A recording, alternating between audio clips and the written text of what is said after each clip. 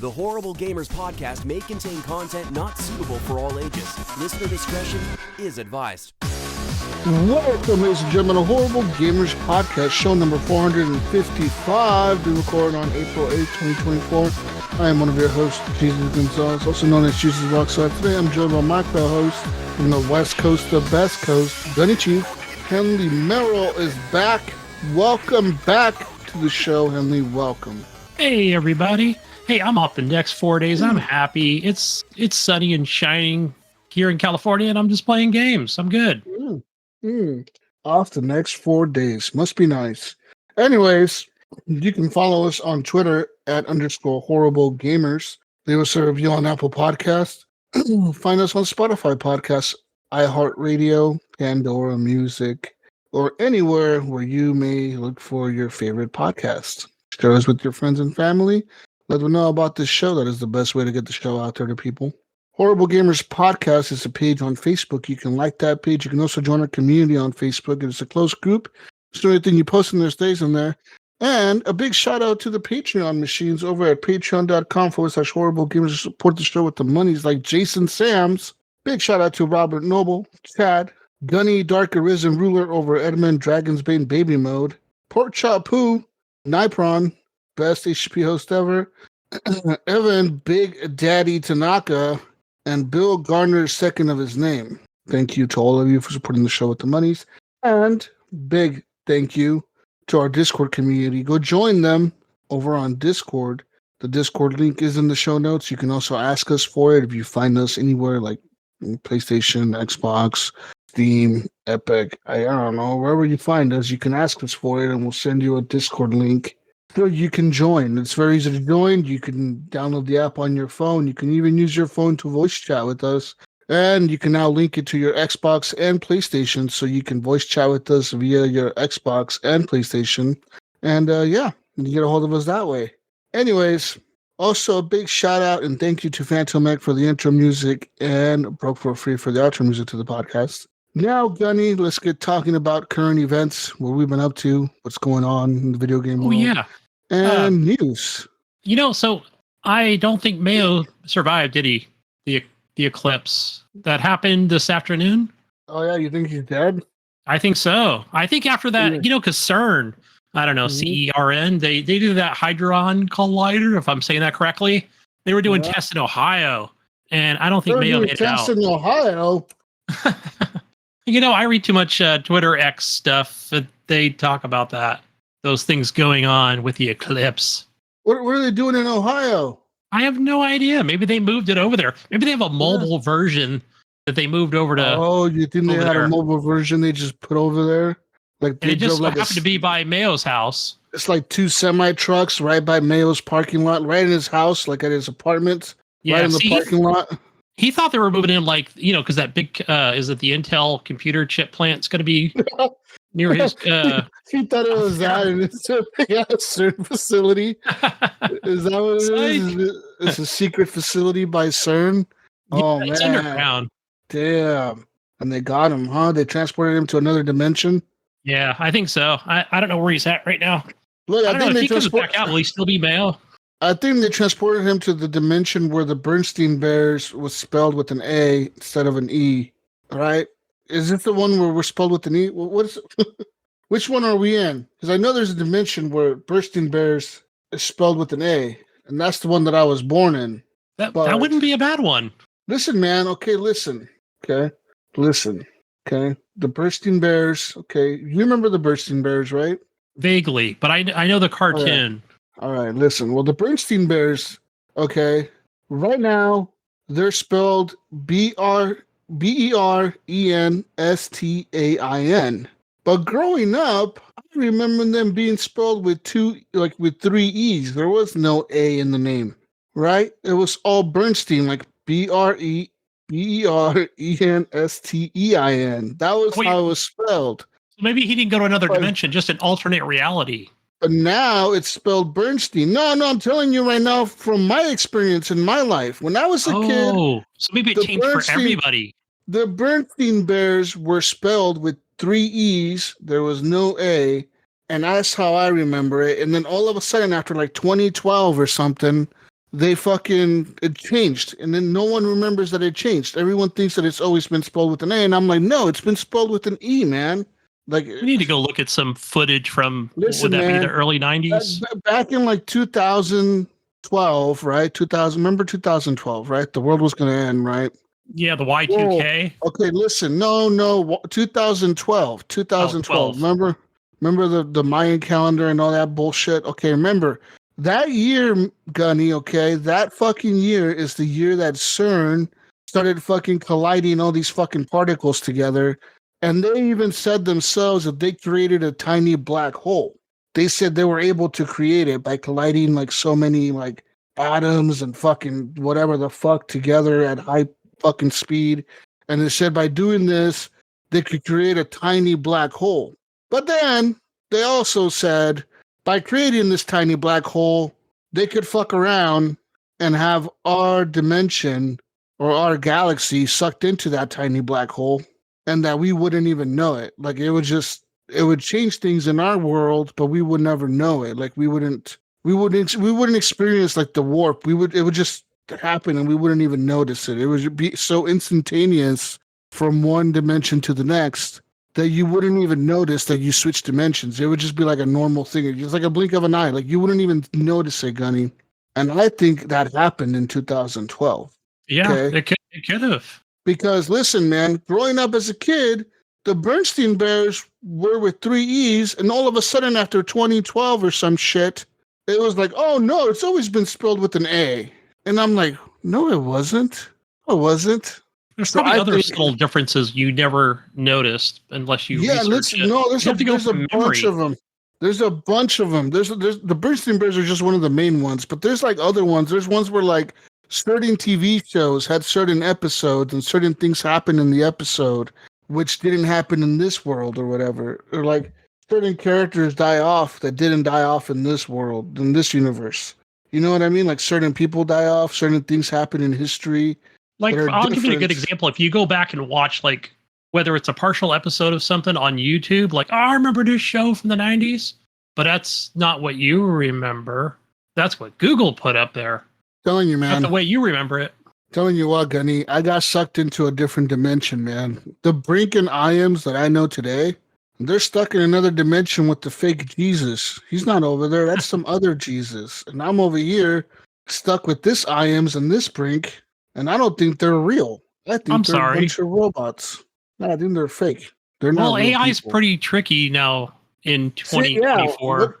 What if all this is just artificial intelligence, like fake? I'm not even in a real world. Like they're just feeding me whatever I want to see. You know what I mean? I'm just stuck in a pod somewhere. I'm in a pod floating through space, Gunny, and all I'm seeing is whatever I want to see. It's just See, you could be in a cryo kind of state right now, yeah, and I rolling don't through even outer know. space. You could be Yeah, an and astronaut. You never know. Yeah, and I don't even know because I'm stuck in this world, and I'm like, what's going on? And I don't even. Maybe it's a test. They're testing. Oh man! And what if all these video games about space are training simulations, preparing me for what's going to be at the end of my journey? Maybe the next Mass Effect might even reveal that. Oh man! What if I'm stuck in the Andromeda Galaxy with some crazy Pathfinder? Some Maybe you crazy played too many video Pathfinder games. guy. Oh man, Gunny. Oh fuck, I'm screwed. No, man, but listen, I'm a firm believer that CERN shit, they're fucking around with too much, man. They're There's fucking around one with too in much. what, France, and then there's a smaller one near where I live in Livermore, California. Do I have that Yeah, correct? man. They fuck around too much, dude. They fuck around with this opening black holes and fucking colliding fucking atoms together that they don't know what they're doing. It's like they're doing it for fun. You know what I mean? It's like you give a kid. It's like giving them a lighter and a gallon. No. It's like giving a little kid a magnifying glass and telling them go outside in the park and play. What are they going to do with that magnifying glass? They're going to start burning ants, right? First, they're going to start looking at bugs, and they're going to be like, oh, this is cool. And then they're going to realize, oh, fuck, I could burn these motherfuckers because of the sun going through the magnifying glass. And then they start doing that shit, right? And they fuck around and get attacked by an anthill because they're burning the ants. and then they learn their lesson. But it's too late at that point because they didn't stop when they should have stopped. And that's what's going to happen with CERN, man. They're going to fuck around. Okay, listen, they're going to fuck around and bring the fucking Reapers here. Okay? And they're going to be like, oh, Reapers fuck. are in the Earth galaxy. Fucking holy shit!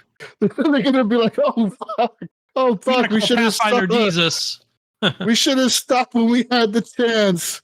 Yeah, it's going to be too late, man. They're going to fuck around and bring a Reaper over, and they were fucking dead. We're fucking dead. No, then they take half of us as slaves, and Is that then what the Reapers do? transport us back to the Andromeda galaxy, where we're basically mining for minerals on a distant planet which has oxygen, by the way. But yeah, and then we just got to find a way to escape. I'd be so fucked. Oh, well, I would rather hope that I'd be like in the first half that dies. I don't want to be a slave in another planet. Trying to figure I went there. Oh man. See, I was gonna finish that, Jesus, by saying we all find a battleship we can escape, get on, and get the hell out of here. Take as many of us with you. Go. Yeah, we know how to fly that thing. Oh wait, AI. There we go. Should assist us. Yeah. Anyways. Mayo couldn't make it tonight. He's okay. Maybe he'll make it later. Just wait. Wait till he's back from his other dimension. He might join. I think he's stuck there forever. You think so? Oh man. I think he's stuck. I call dibs on the Camaro once it gets fixed.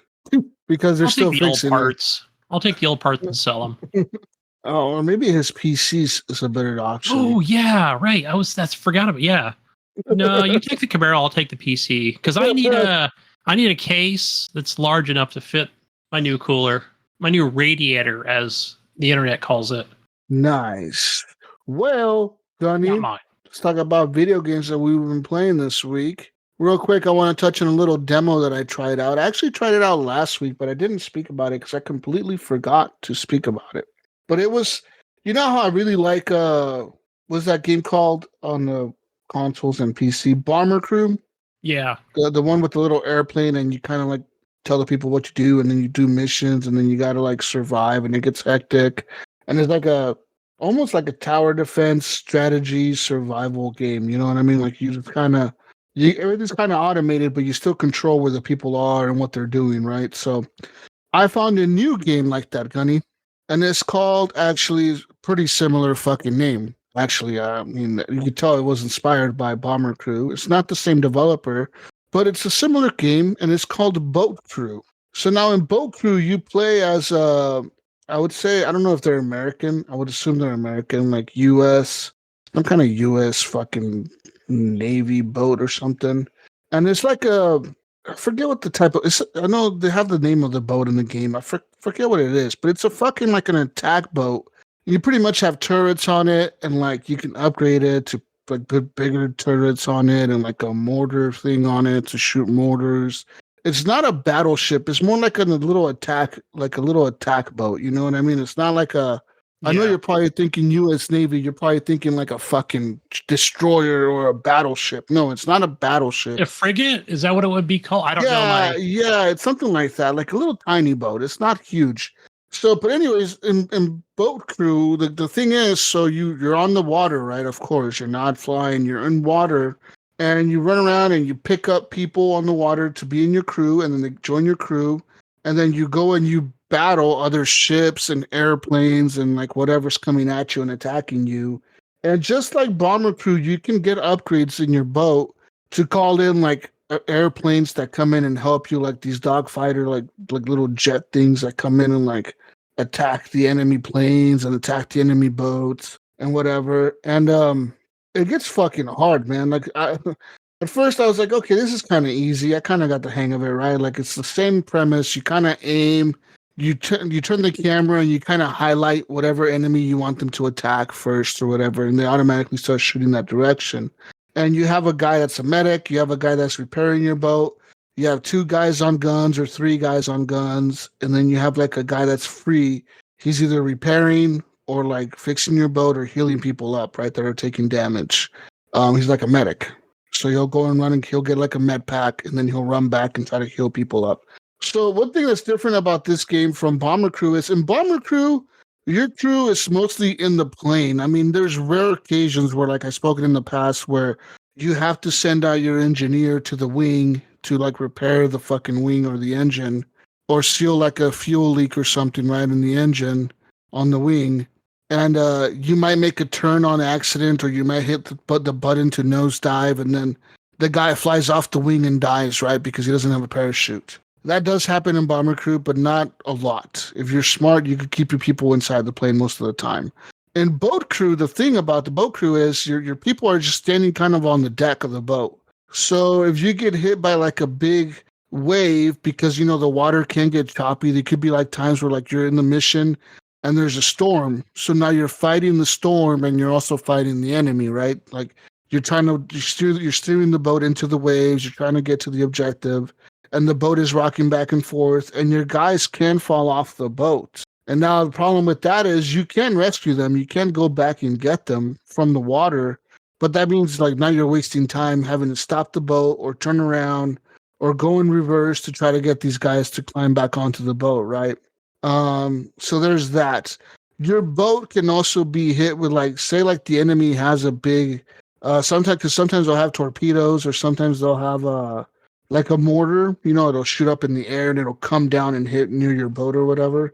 And sometimes if it doesn't directly hit your boat, which will kill your boat most of the time, but if it hits near you, right, because you kind of move out of the way, it'll create a wave, right, like a shock wave in the water because of the big thing that just hit the water, the explosion or whatever. And then your boat will kind of rock sideways and it'll almost capsize sometimes. It'll like be really all the way tilted to one side, and then people will start sliding off the deck into the water. And you're even like your fucking captain, like your pilot, the guy driving the boat, can fall off the boat. You know what I mean? Shit. So like, yeah, so it gets pretty hectic at times. I mean, I think the game still needs to be refined quite a bit. They have a good, I think they have a good idea of what they're doing. I think that the game is too difficult at times for what it is. Like, but don't get me wrong, Bomber Crew is not easy. Like, yes, you will die a lot. But I guess I figured out what to do in Bomber Crew to not die so fast, and I guess that's why I'm finding this one like extremely difficult and like really hard, man. And the mission that I was in, I was like, this is fucking nuts. I can't do this. Like, but I'm gonna give it another shot. It's early access, and I think it's like $18 or something. It's not expensive. Yeah, At least looking at it on around- Steam, it's a PT boat. Pacific Yeah. War, World War II, Japanese. Yeah, because you're fighting the Japanese. Yeah, you're like on Yeah, it's a torpedo boat. yeah, you're like on some islands, like in these island areas that you're fighting like little Japanese boats, and then you got Japanese like bomber planes coming at you, and the kamikaze planes coming at you, and like all kinds of shit coming at you, like big destroyer ships. You'll have aircraft carriers that have like airplanes taking off of them, and then you'll have like boats that are supporting them. So you have to take all of them out. It's quite a bit of stuff. But Just looking at this, Jesus, looking at the pictures on Steam, but it looks to be 3D. Am I correct? Where Bomber Crew was 2D. Is that what are the No. differences? Bomber Crew is 3D, but it's mostly, you are correct, where it is, you're looking at the side of the plane. Where in this one, you kind of have, you're at the back, you're kind of looking at almost like any other boat game. You're like, the camera's kind of high behind the boat, kind of high up, and you're looking down at the boat, and you turn the boat left, right, or whatever. So yeah, it is a little bit different in that way. But in Bomber Crew, you could do the same thing. You can zoom out of the plane, even though 99% of the time you don't, because that's the way you control the people in the plane. You got to click on them and move them around in the plane. But in this one, you don't really click.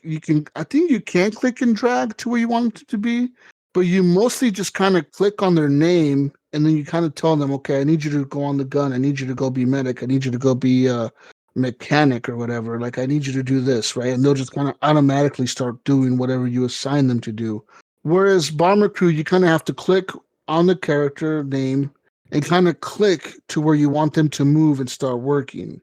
Where that's the difference between the two games, where in this game, you are clicking the names and you are telling them what to do, which I think it makes a little bit more sense in this game. Because in Bomber Crew, yeah, you're flying the plane, and yeah, the plane can crash into a mountain or something. or whatever, right? The plane can lose course and like fly forever in the wrong direction and run out of fuel. But 99% of the time, the plane's kind of just flying towards a certain direction, and you kind of know when you're near the objective, when you need to drop the bombs, and it's kind of flying in a straight line almost most of the time. You know what I mean? Yeah. Where in this game, you got to control the boat quite often because you're getting shot at from airplanes. Like I said, there's other like big boats, like big battleships that are dropping mortars on you and stuff.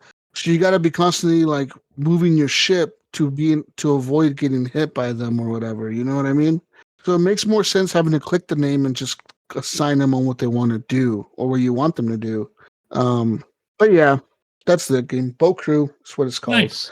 I'm looking at that like it's a PT boat, but it would be nice, like in the future development of this game, that they, you will go to like a destroyer or something larger. Not to say the PT boat's bad, but as you play the game, you can unlock like other boats that are cruising around with your boat, but you don't control them directly. More of a support.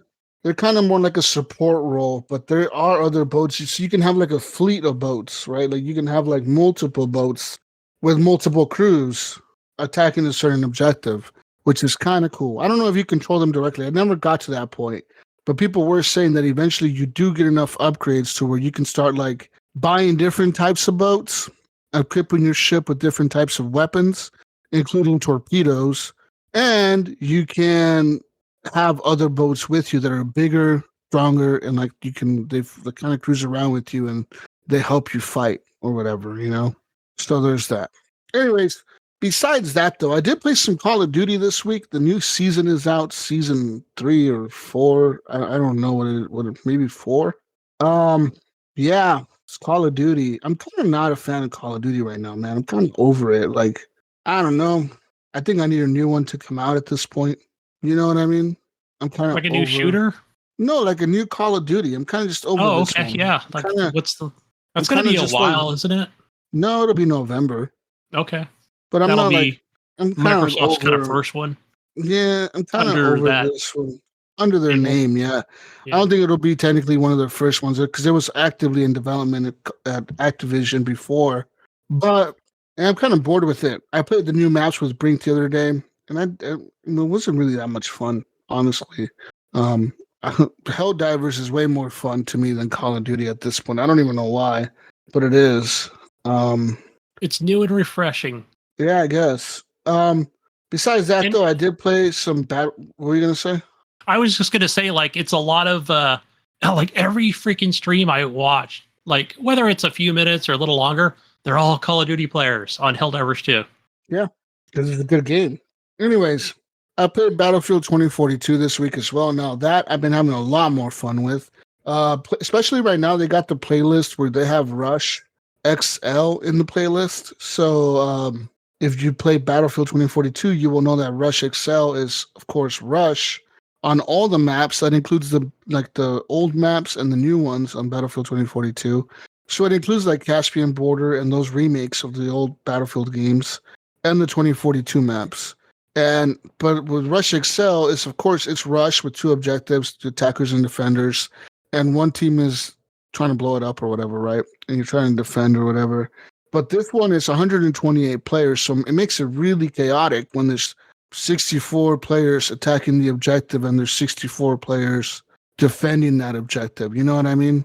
That's a lot. It creates some hectic, crazy ass, long matches. I mean, one match I was playing in Valparaiso, which is like an island map, and that one fucking took like 45 minutes, but it was so epic, dude. It was like we were blowing up tanks and their helicopters and their other helicopter, and we're calling in fucking all kinds of rangers and fucking we're shooting rockets and throwing smoke and all kinds of cool shit.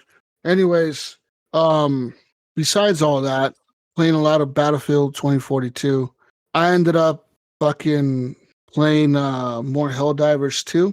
And I actually got on today, Gunny, to find out, okay, that we finally did it, Gunny. We finally did it.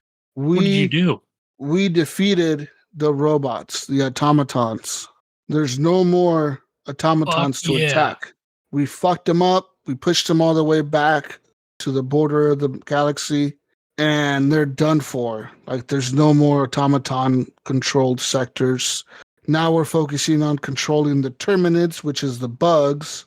But the bugs seem to be like something that you cannot just end ever, because like the mission isn't to exterminate them all. The mission is to kind of capture their planets and build an infrastructure in their planets to cage them to harvest oil out of them, because we need the oil for our military, for the Helldiver military, because they produce some kind of oil or whatever, right? Some oil called E70 or some shit. E70, like gasoline or something? Yeah. Yeah, or E10 or something. I don't know what it's called, but they produce that shit, and we need that fucking oil for our ships. So we're trying to push them back so they stop fighting us, and they subdue to us, and then we're going to cage them up and make them produce oil for us. Yeah, of course, way to go. Of course, in a humane way, Gunny, we're spreading democracy humanely, okay? Humanely, yeah. Right? I've seen Helldivers 2 gameplay, man. It's not humane. Laser gun, fucking rockets. Come on. Fucking airstrikes. Fucking raining down hell upon them. This is being done humanely, Gunny, okay? It's for their own good. Sure. It is for their own good. We know it's for their own good. They need to know better. They're just bugs, and we need the oil. I mean, it's a win-win situation, right? Like, yeah. But yeah, so they added new things to the game. So now they added these fire tornadoes that are on certain maps. So before we had comets that would come down and crash into the planet. Then we had ion storms, which would disrupt your communications, your map, and they would also disrupt your stratagems. Like, you couldn't call in stratagems while the ion storm was going on. What else?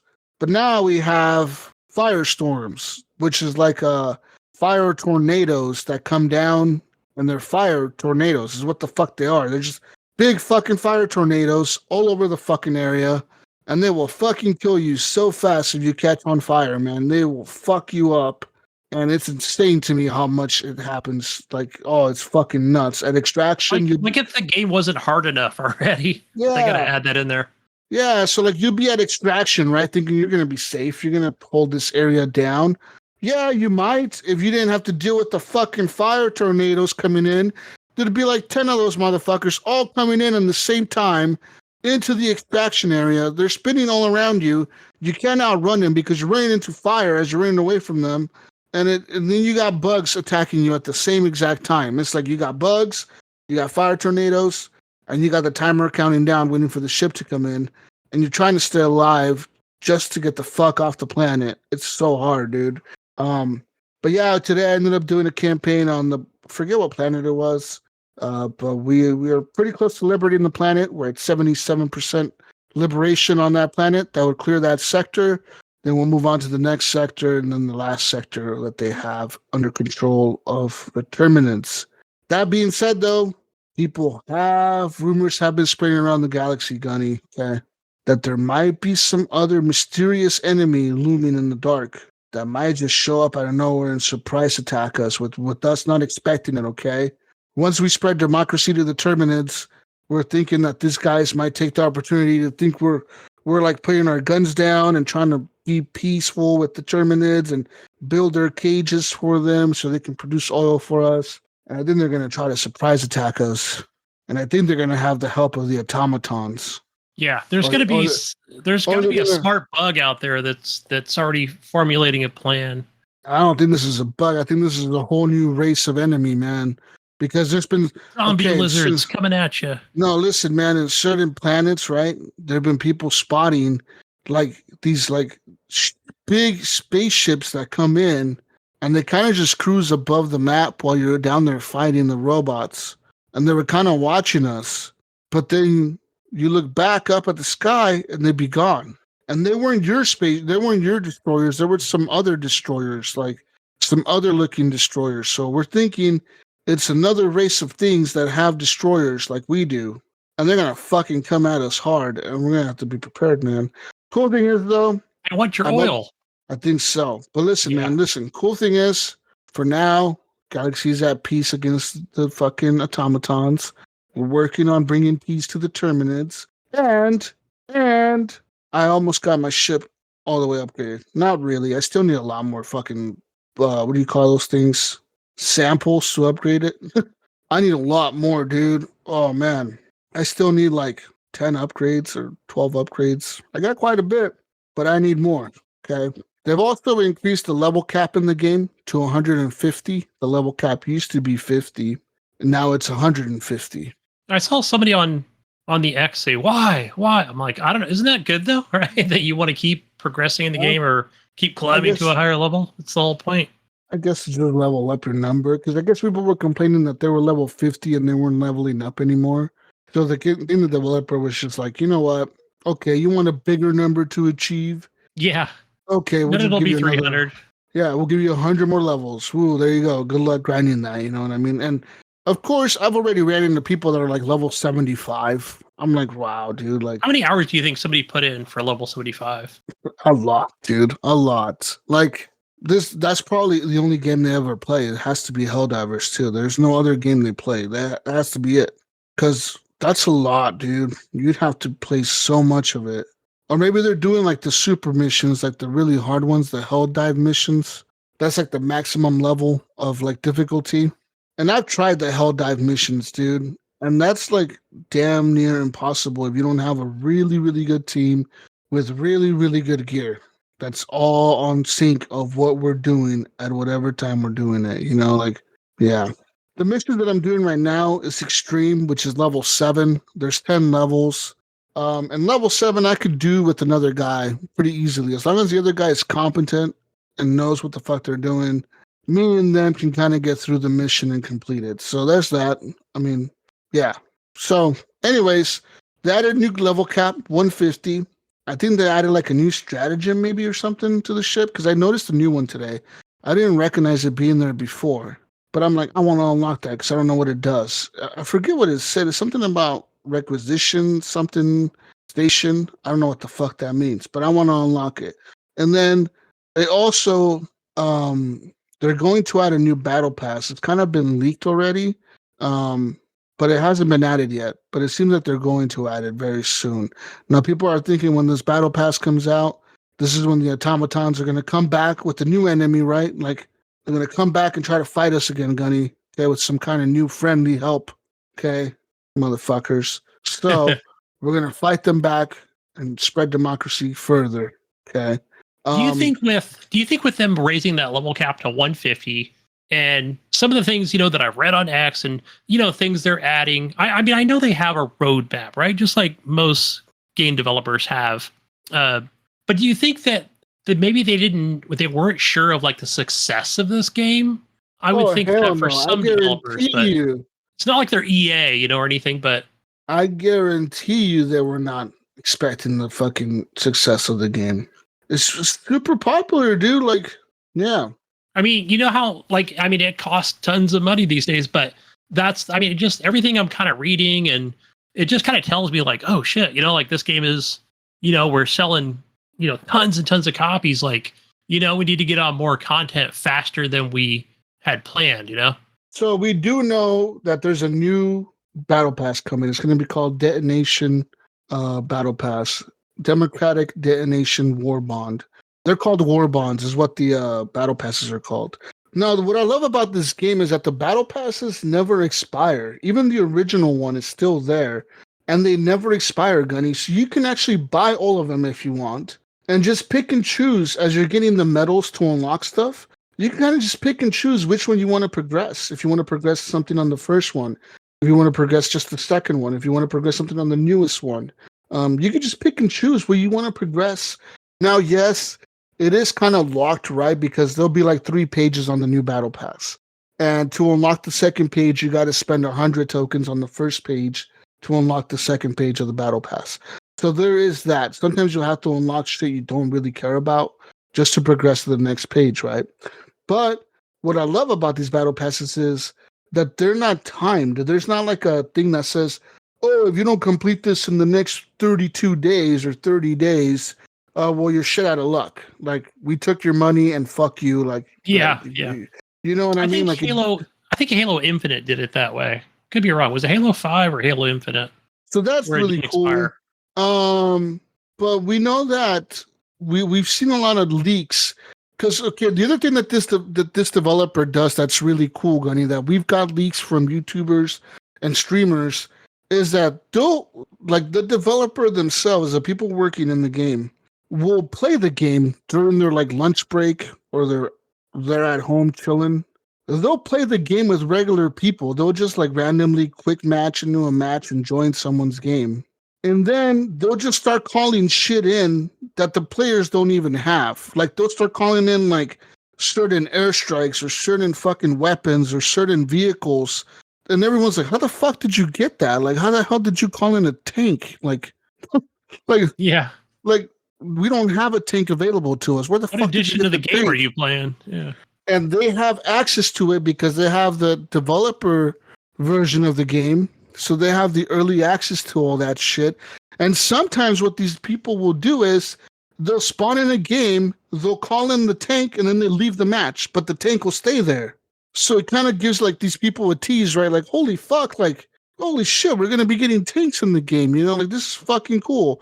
So that's pretty cool the way they're doing that. They kind of just go dropping shit in there and seeing what people do with it. You know what I mean? I don't know if it's like a way of testing what people will do with certain weapons, you know? Like, okay, let's get in here and let's call in like this new weapon and see how people react to it. Like if they're using it, if they like it, if they don't like it. That's like a blind test. That's awesome. It's really cool because you never know if you're going to be the guy that has a developer with you. Like you totally could, or they could just be playing stealthily, you know, like just playing normal with you, you know, like it's really cool the way the developer is engaging with the community in this game.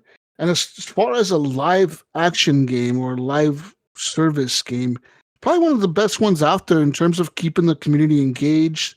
The way they put out their updates and their news for the game, it's like pretty consistent. Every day they put out something for the game, you know, or like they'll say like, hey, today, good job. You guys liberated this planet, but we're hearing reports of this other planet about to be attacked, or some people were spotting aliens on this planet or some bugs on this planet. Maybe you guys should go investigate. And what happens? And like the next hour, a little patch comes up and a little fucking thing on the map comes up that says, hey, this new sector is under attack by the fucking enemy or whatever. Then you got to go there and liberate it. So it's kind of really cool the way they engage with the community that way. You know what I mean? They're keeping everybody constantly on their toes of what's coming next and what's happening next in the game. But yeah, also you can like, apparently like one of the updates that people see that they might bring in soon is being able to call in another squad of Helldivers into the match, but it'll be like AI controlled Helldivers. So like you can call them in to support you, and then you'll have like two squads of Helldivers in the match helping each other out, like a group of real people and then a group of AI Helldivers. So, you know so how I mean? do you feel about that? Like if you call in AI bots or whatever?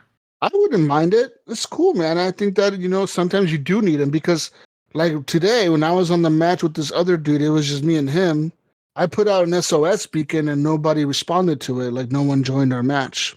It would have been nice to be able to call in another squad of Helldivers, even if it's just AI, to give us a fucking fighting chance. You know what I mean? Yeah, we completed the mission, but I think we would have completed it maybe easier when it came to fighting the big hordes of bugs. How we had more people with us. You know what I mean? Yeah, and probably the good thing about the AI would be there would be less friendly fire, you know, seeing how their AI. Yeah, and I think their AI, and as difficult as their AI is for the like the automatons and how good they were and accurate they were, from even from a distance, they would shoot you with the rocket really, really accurately from like a mile away. If they could program that same intelligence into the Helldivers AI, where they're really accurate with certain guns from a distance, like I could see them being really helpful in a match.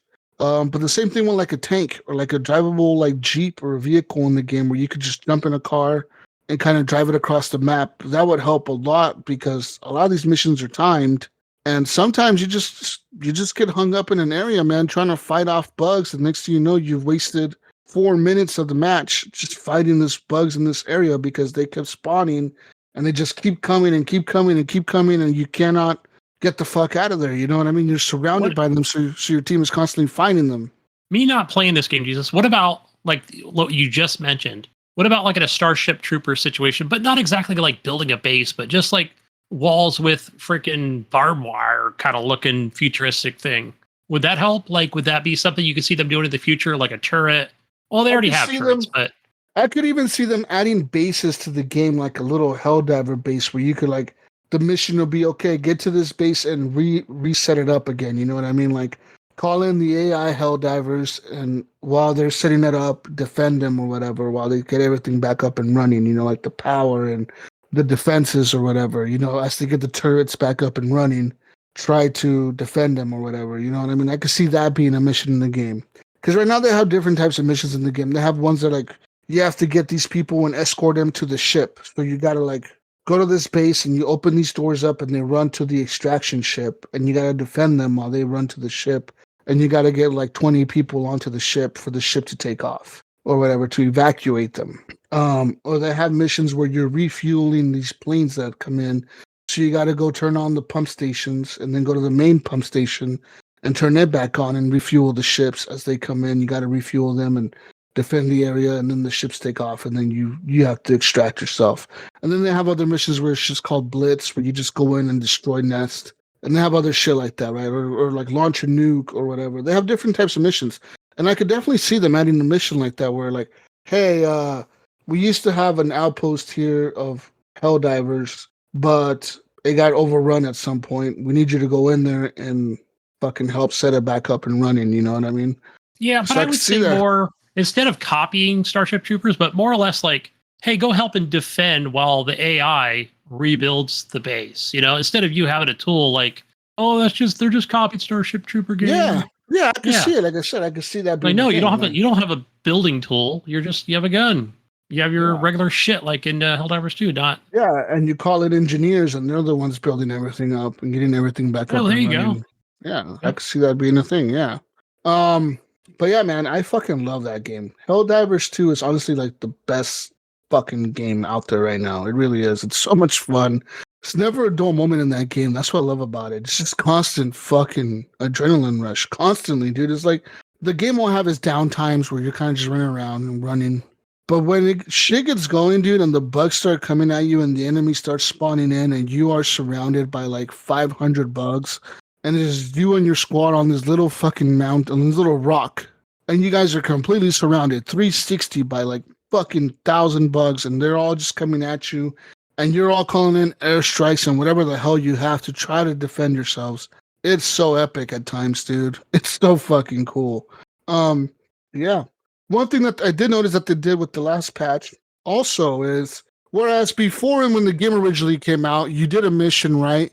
And then you came back to the ship and your character looked all clean, like his armor and everything was like fresh, right? When you come back to the ship and celebrate the win. Well, now if you like extract, like say you go do a mission and you're getting blown up and you're getting tossed around and there's fucking blood all over you, your cape is all torn up because you've been fucking diving and dragging on rocks and fucking jumping off of cliffs and fucking bugs are staring at you as you're running away from them and they're ripping up your cape. Well, now when you come back to your big mothership or whatever, like the destroyer, after the mission is over, if you extracted that way, your character stays looking that way. He'll be walking around with like blood all over him. His cape is all ripped up. His fucking armor is all scratched up and shit. He's all fucked up looking. But you survive, right? And then that's how you go into the next mission, looking all fucked up and shit. So I thought that was like a little nice quality of life touch. Like I would have never thought I noticed that much, but I do notice it quite a bit. I notice it when I'm like, oh wow, like look at me. This guy looks brand new because I died and I didn't extract and I was already on the ship. So my character looks brand new. This guy survived the mission and extracted. His character looks all fucked up. Like it's all bloody and shit. He's all covered in blood. His fucking armor's all beat up. His fucking cape is all ripped up. It's fucking awesome, dude. So yeah, little quality of life touches that kind of are making the game better and better as it goes on. So I look forward to seeing what they do in the future with the updates. And right now I have 2 battle passes. I'm working on buying the last one. I just gotta unlock like one more thing to be able to get it, and I think I'll buy it, and then I'll start unlocking things on that one. I almost have the first one all the way completed, which is the long one. The first one is the longest one. It has like That one has like 10 pages of stuff you can unlock, and it's a lot of stuff you can unlock for the first one.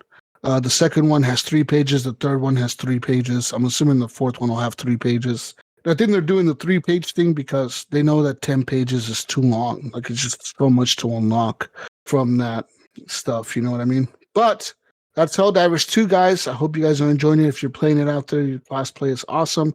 And I hope that Xbox gets this game this summer, dude. Like, it would be such an exciting moment for the Xbox community if during their showcase in June or May, right, next month or in June, Phil Spencer's just standing up there, and then he's like, all right, we have some trailers to show you guys. Here's some looks of where we're going to come out. And then they fucking show like the guys getting into the hell pods and fucking the hell pods shooting out of the ship and the music playing or whatever with the Xbox logo on top of the hell pod or something. That shit would be epic. People would be like, oh, fuck yeah. Everyone would be so hyped, Gunny. I'm telling you, dude, the hype would be unreal for this fucking game on Xbox. People would lose their shit. Especially if this was a Game Pass game on Game Pass. Oh yeah, on especially Xbox, if it was, probably wouldn't be, but yeah, but if it was, that would be huge. If it was, it would be so fucking huge. That would add so many more players to the game. It would probably make the servers crash again, but it would be so worth it. We wouldn't care because it would be so awesome, dude. You know, back to queuing for 40 minutes to try to get into a match, but it would be fucking worth it. And it would be awesome. So yeah, hopefully I'm hoping that they announce it, man. I think June would be a great time for the game to come out on the Xbox because, believe it or not, I mean, by the time fall comes around, I mean, yeah, it wouldn't be a bad time to release it for the Xbox, right? At least they're still getting it. But the problem that I see there is that you got Call of Duty coming out that time. You have whatever other big games are coming out at the end of the year, you know, like it all kind of start coming out at that time, you know? So it's like, like just release it early, man. Release it in the summer while everyone has time to game or whatever. Get all the Xbox people hooked on that shit. Yeah, I'd say June or July. No later than that. Yeah, maybe August the latest, but June. Have you heard any rumors? Epic. I haven't heard of anything, but that would just be a surprise. I haven't either. That would be a big surprise, though, and I think it would be something that Xbox should be working at. I'm sure. Sony, Phil Spencer.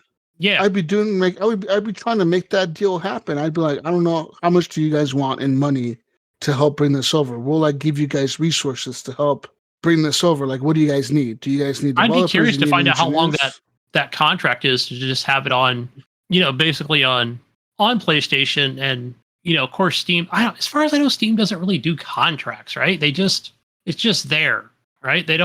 I've never heard of any contracts with like a Steam thing. So it's probably more of a Sony, don't put it on Xbox for this allotted amount of time. Could be 6 months, could be 8 months. Who knows? We'll find out. It's funny.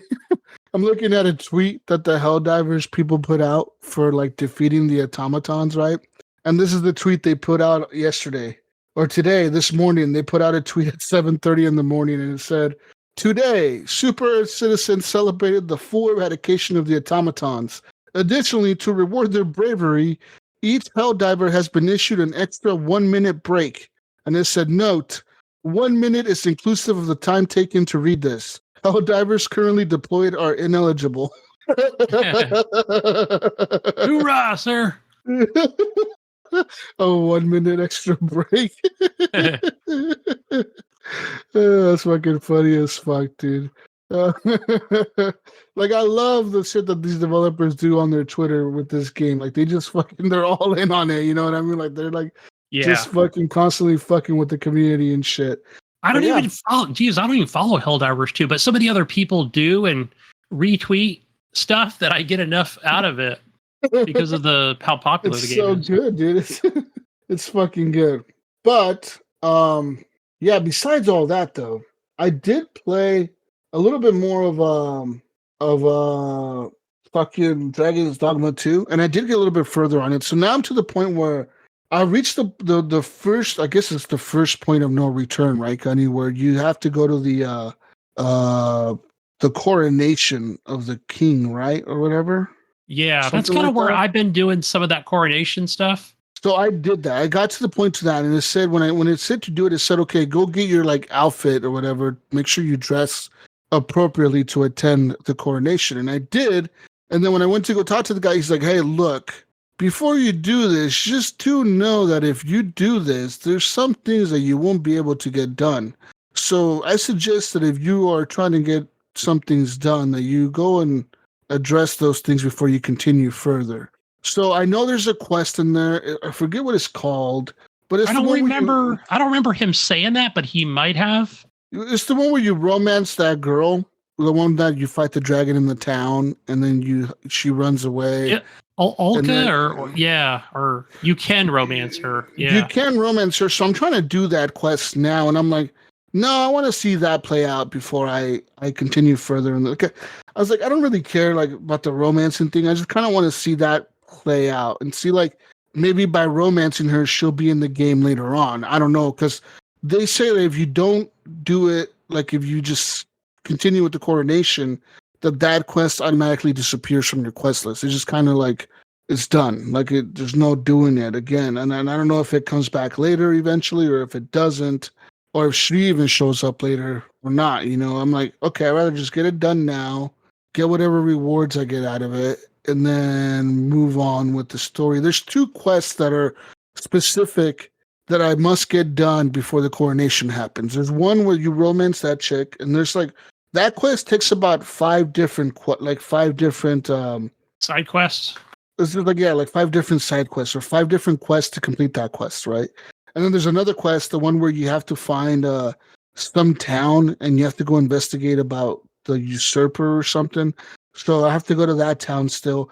Problem is, I went towards that town and I can't find that town. I went all the way to the location on the map of that town. And Are you talking about Bak Batal?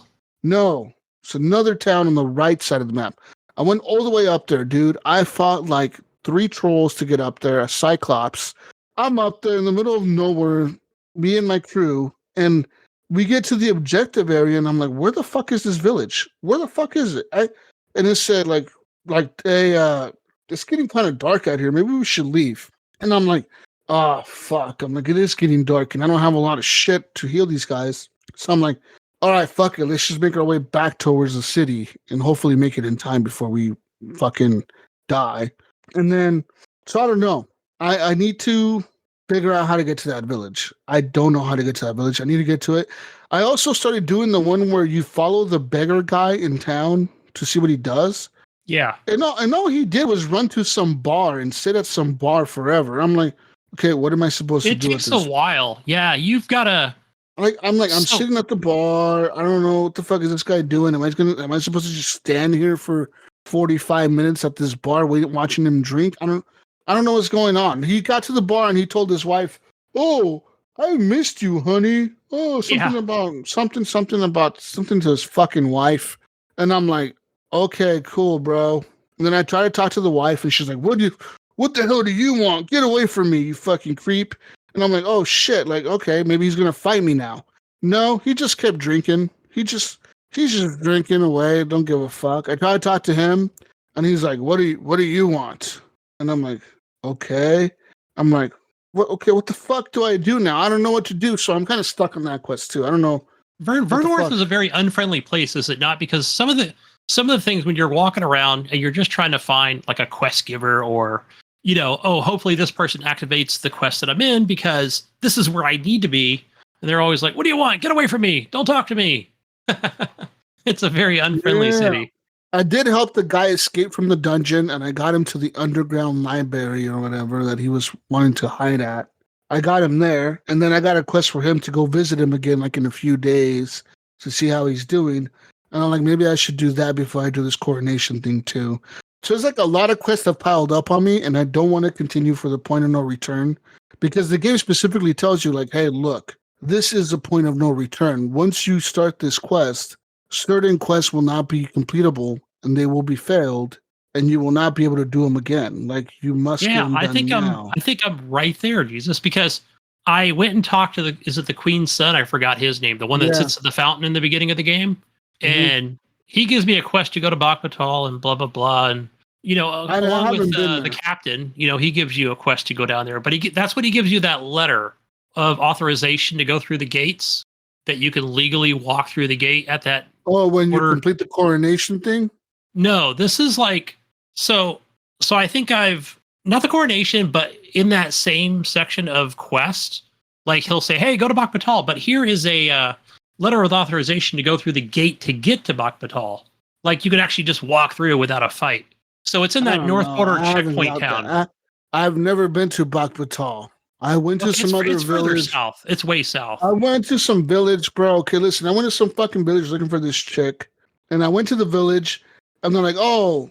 I went to the village, and I was running, and next thing you know, this fucking dragon spawned in front of me, and I'm like, "Okay, what the fuck is going on? What is this dragon doing here? Like, what the fuck?" As I'm walking, my chest starts to glow or whatever. The little scar starts to glow on my chest, and I start hearing voices like, "Oh, come to me, come fight me. Are you fucking scared of me, you big pussy? Come I know fight who that me." is.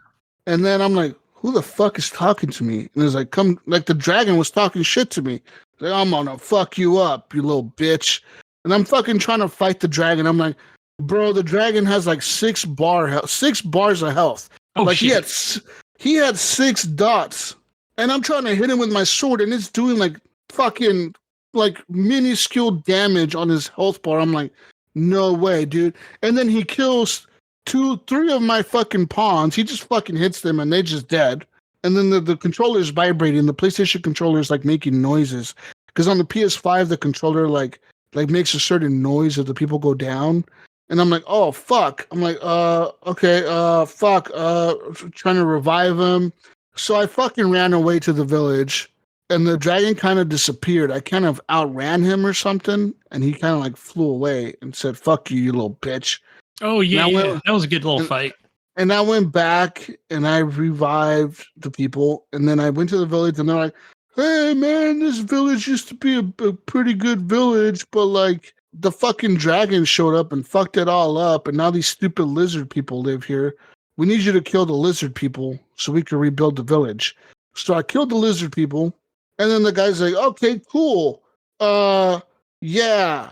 About the village. You need to come back like in a week because we got to rebuild." And it's like, okay, so now I have to go back to Verdun, which is going to be a long fucking run, which it was a long run to get there. Yeah.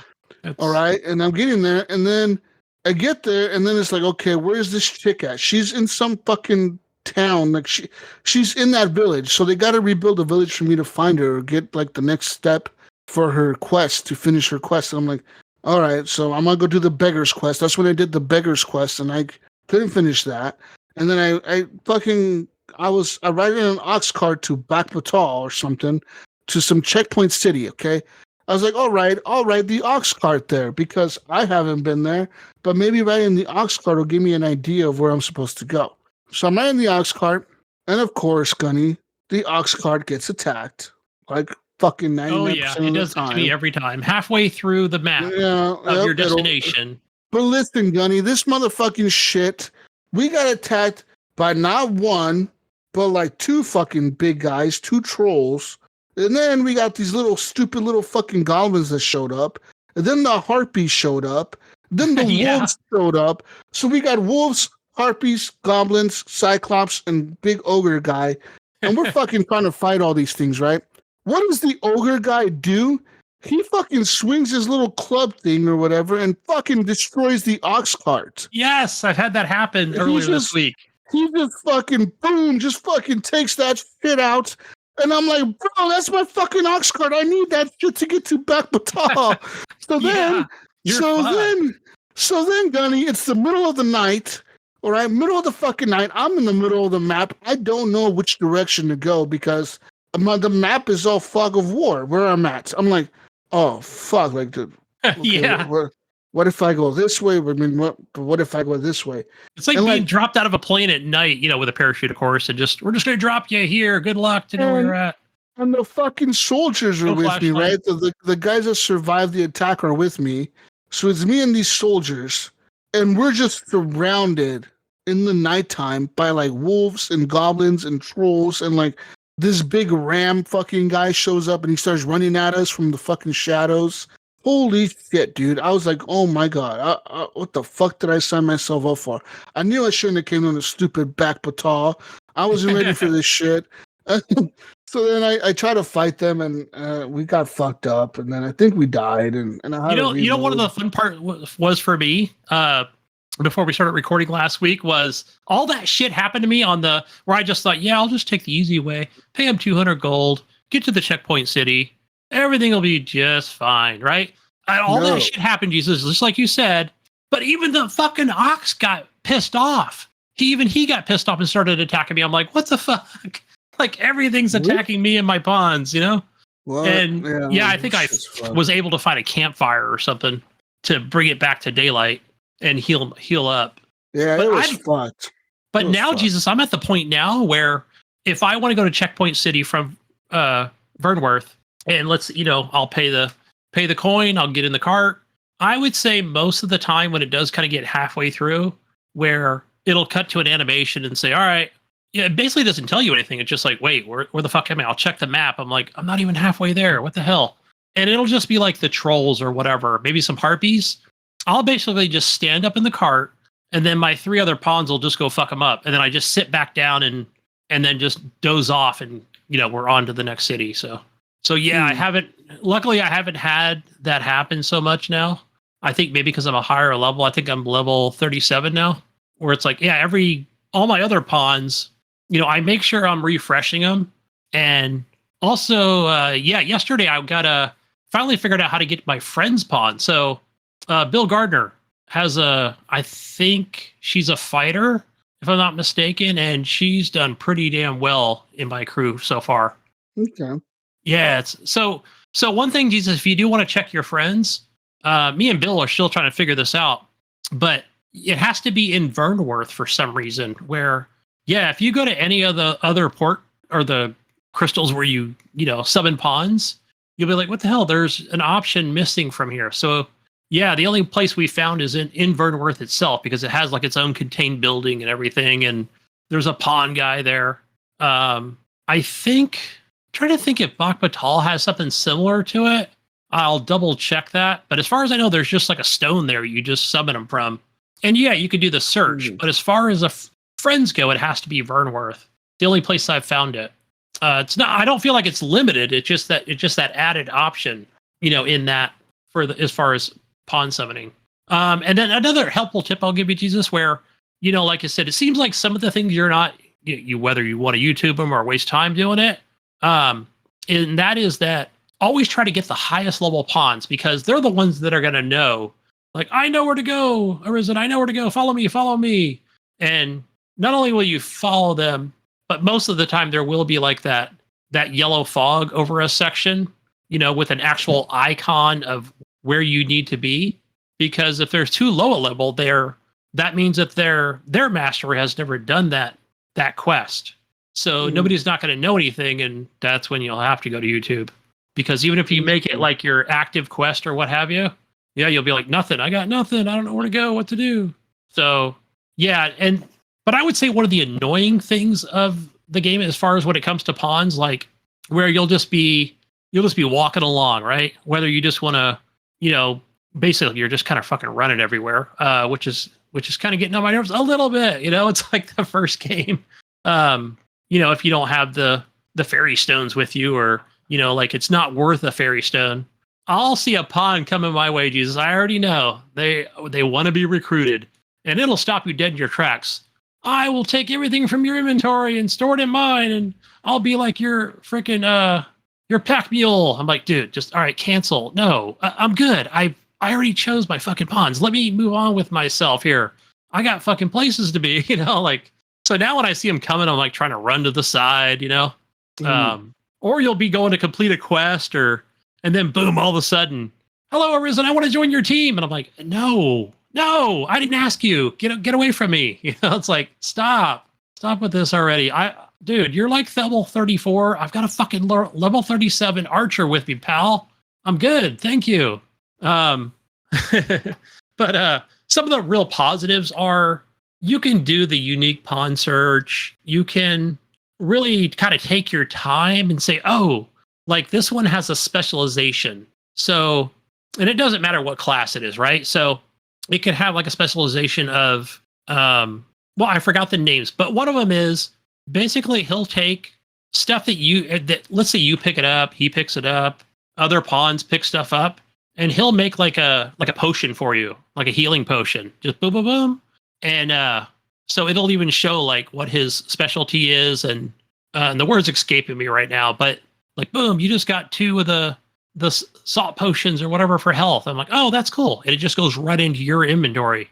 The one kind of specialization that I did with my main pawn, and I had a little trouble with this, Jesus, and that was that. So I wanted her to sell stuff when I'm at a campfire, and I basically it's like a tome that you can get from a vendor. And the way you do that, anybody can just YouTube that, just kind of see how that plays out. But so I got the tome, and I went back to watch some more videos. Like, what am I doing wrong? What am I not doing that it's not popping up? Because there's other like scroll like things in your inventory that look, kind of similar, but serves different purposes. And I'm like, what the fuck? So then, what I did today? I actually went in and pressed the use button. I'm like, boom, there it was. I'm like, nobody ever said any of that shit in the video. Like, you have to actually use it, and then boom, it unlocks, and then boom, your main pawn is now basically like she has that ability to sell stuff from your inventory. But here's the catch on that, Jesus. You might think that's cool, right? Because if I want to go from, let's say, from Vernworth, and I want to go to freaking Checkpoint City, but I don't want to use the ox cart, and I just want to kind of run along the path and kill things as I go and collect resources and whatever else comes my way. This is great because there's all kinds of campfires along the way that I can stop at and kind of keep it daylight for the most part, because nighttime just sucks unless you're doing something specific, like a mission or what have you, or you want to kill, just be more adventurous, because this is where it's going to heal everybody up. But the only way that I think that it works from my research is that you have to be overburdened. I think that's the only way. And I haven't tried it yet. I've been very heavy. Nope, it still doesn't work. And I was like, oh shit. And I went back and researched more, like, nope, you got to be overburdened. I'm like, well, that's stupid, They need to change that. Yeah. But in the meantime, it's a little bit of a thing of where, let me take some of my stuff and give it to my main pawn. Maybe I'll give some of the lower, less resources to the other 2 pawns. And the reason I do that is there's a big reason I do it, because I don't know what the fuck it is. I think there's like a glitch in this game, and because it doesn't matter. I'm going to do a mission, or let's say I'm traveling just out somewhere, right? Going from an A to a B or part halfway and coming back. And it could be a low level battle. It could be a large kind of battle. And I'd say, yeah, everything's good. And I wasn't near a cliff or near any water where me or my pawns can fall in there and die, or, fall from a cliff. But for some fucking reason, like, I'll just start heading back or going to where I need to go. And I'm like, everything's good. We're good. That was a nothing battle. We're all kind of a higher level. Everybody's happy. Right. And I'll start to go, I'll go look at my inventory, and there's a pawn missing. I don't know. I'm like, what the hell? Like, I don't remember this level fucking 37 pawn dying. It never showed that they died. There was no cliffs. So I think that's like a glitch or something. I don't know. Maybe if I research it more just to find out, like, oh, maybe you went over the time or something, but I don't think so. There was never any mention of it. So I'm at a loss for that one. But yeah, when you are like on a coastal area and caves and, rocky cliffs, and I'm pretty good because I played so much of the first game, and I'm probably 35 hours at least into this game. So I'm really careful as far as like, I'll fucking go along some cliffs and there's like, a 200-foot drop into the water, which I think you can kind of survive if you fall in the water. It'll kind of leave you at the beach, but if you fall on the ground, you will die. But you can use a wakestone shard if you have one of those. I always keep at least one in my inventory. Or you can just go to last save or whatever. That's a whole nother level of thing, right? Make sure you're saving your game often. Doing the manual save, by the way. And yeah, it's like, but sometimes these pawns are just like, I'll just gallop around and just fall down, It's like, fuck, it's like bringing a bunch of 4-year-olds into a china shop, It's like, no, stop, How about I just have you wait here and let me go explore, because you guys are not very good at climbing cliffs, So yeah, but that's AI for you. But yeah, I put so many hours in this, Jesus. I'm just like, I've opened up a lot, but I haven't, besides what I mentioned earlier with Bakhmutala, which is a pretty big city with lots of missions and areas and, higher armor, and, and weapons and stuff like that. But pretty freaking hard for that area, even at level 37. But now I've gotten to where I could even level up my weapons and armor even more. Now I just need to go find the resources for it. So I'm kind of on the hunt for that one. So, but it sounds like from what you said earlier, Jesus, like maybe I want to hold off on the coronation. Maybe hold off on it. Just do like side quests. Because I know that I swear I pressed on the coronation thing, and I thought he was talking about. He said, "Hey, look, go to Bakhmutala first," and I forgot who he even had me speak to. Just go there, he said. Just go there. Here's permission to get through the gate, which is funny. At that checkpoint rest city, there's a gate above it, which is kind of cool because there's a cart that comes through, and it's not like the ox cart. It's like normally where like one of the kings or princes is sitting in that cart, right? If you're not, but most of the time it's empty, and you can just stand inside it and wait for the gate to open. Or you can just kind of run in I think you have to be inside the cart though. I was in front of it when it opened up and actually got an achievement for finding other ways around without actually getting permission. So yeah, so it was like, I had already been there like 6 or 7 times, before that, but now the gates actually opened. I don't know if it's permission every single time. But I'm going to find out. I'll see, if I need to go to the top, because there is like an inn right there, and there are some vendors that are actually just beyond the gate. Because before, Jesus, if without permission, even when I ran through, and then your pawns eventually will kind of teleport to you if you get too far away. And some of the guards, and there's not a lot of them. They will just start attacking you and your other pawns. So it's like, I wanted to check out the vendor or go in the inn or something. Because that's another thing. One of the strategies I found is to where I do, even though like I have a house in Bakhmutala and I have one in Vernworth, I'm like, okay, every so often I do want to go stay at the inn, because there's that kind of that secondary save, right? You only get 2 saves on console. I don't know if PlayStation got another one or not, but even for PC, I think they're using like the Nexus mods for like having 5 different saves, but console, no. So be careful. I would say go stay at an inn every so often, because if you do kind of go from your last save and you get into a situation where, you're at that super low fucking health or what have you, which I haven't run into in the last week or so, and I played, tons of hours into it, I still go up and will actually go to an inn and actually stay the night. So it's 2,000 gold. It's not much. So yeah, another pro tip there. What else? Yeah, I'm still a warrior. I'm still enjoying it. Kind of switching up my abilities, or my attacks with the weapon. It would be nice though if I didn't always have a gigantic sword. If the game actually, said, "Hey, here's some daggers," but there is another specialization or vocation in the game, Jesus. It might be a later game thing. I was YouTubing it. And I don't remember it from the first game, but it's kind of like you'll have vocations, right? So you can be basically a warrior and an archer, or an archer and a mage, like whatever the 2 that you choose, which is kind of cool. Like I wouldn't mind actually, I think you can actually switch it on the fly if I'm not mistaken. So it's not like you have to go back to a freaking town to change your vocations. So I'm excited about that. I want to try that out. I think maybe I'll be a mystic spear hand and probably an archer. I'm just going to really mix that up. So, and I'm not sure, like, hey, I'm at level 37. Does that mean that when I switch to archer, will I be at level 1? I'm not sure how that works. Or do I just kind of keep my current level? So I'm afraid to find out. I'm afraid to switch, So I'm actually going to look into that more before I actually do it. But yeah, so I'm just completing missions, geez. That's all I'm doing. I'll hold off on vocation. Do as many missions as possible, level up as much as possible, and just keep killing enemies as much.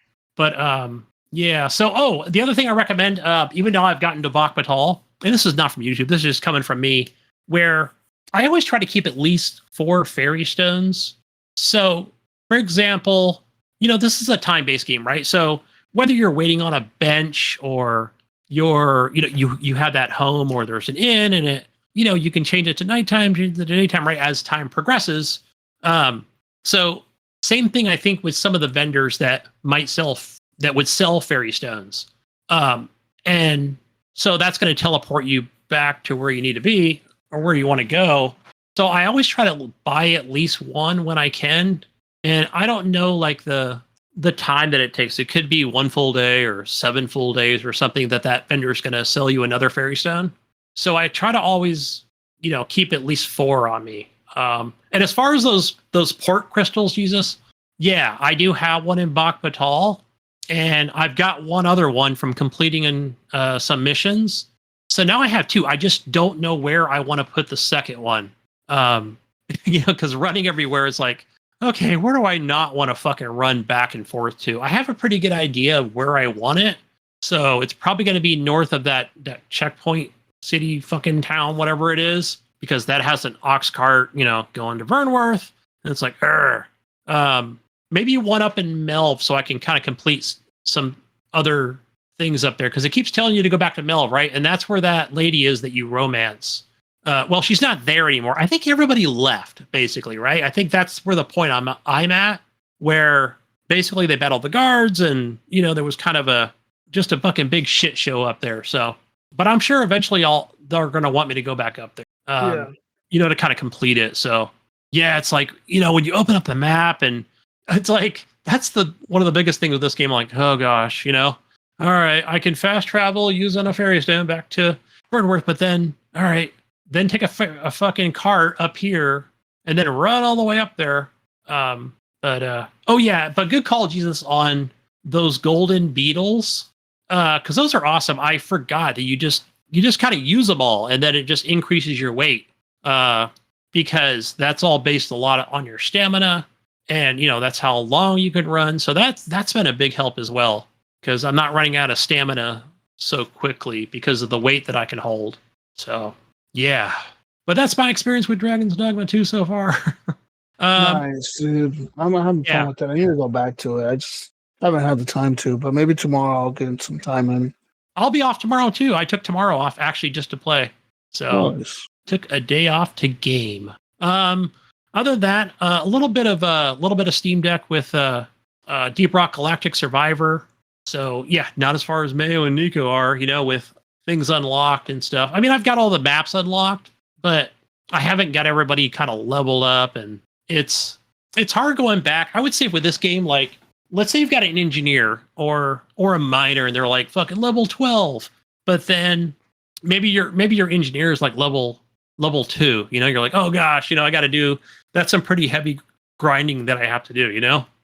Like as far as to get them to a stage to where, this is fun to play with this character. Like, I forgot how slow they shoot or how fucking slow they level up, It's like, like their guns are just not as good. They're not overpowered, But that's the whole point of these games, right? So get them leveled up. But still one of my favorites to just play on the Steam Deck.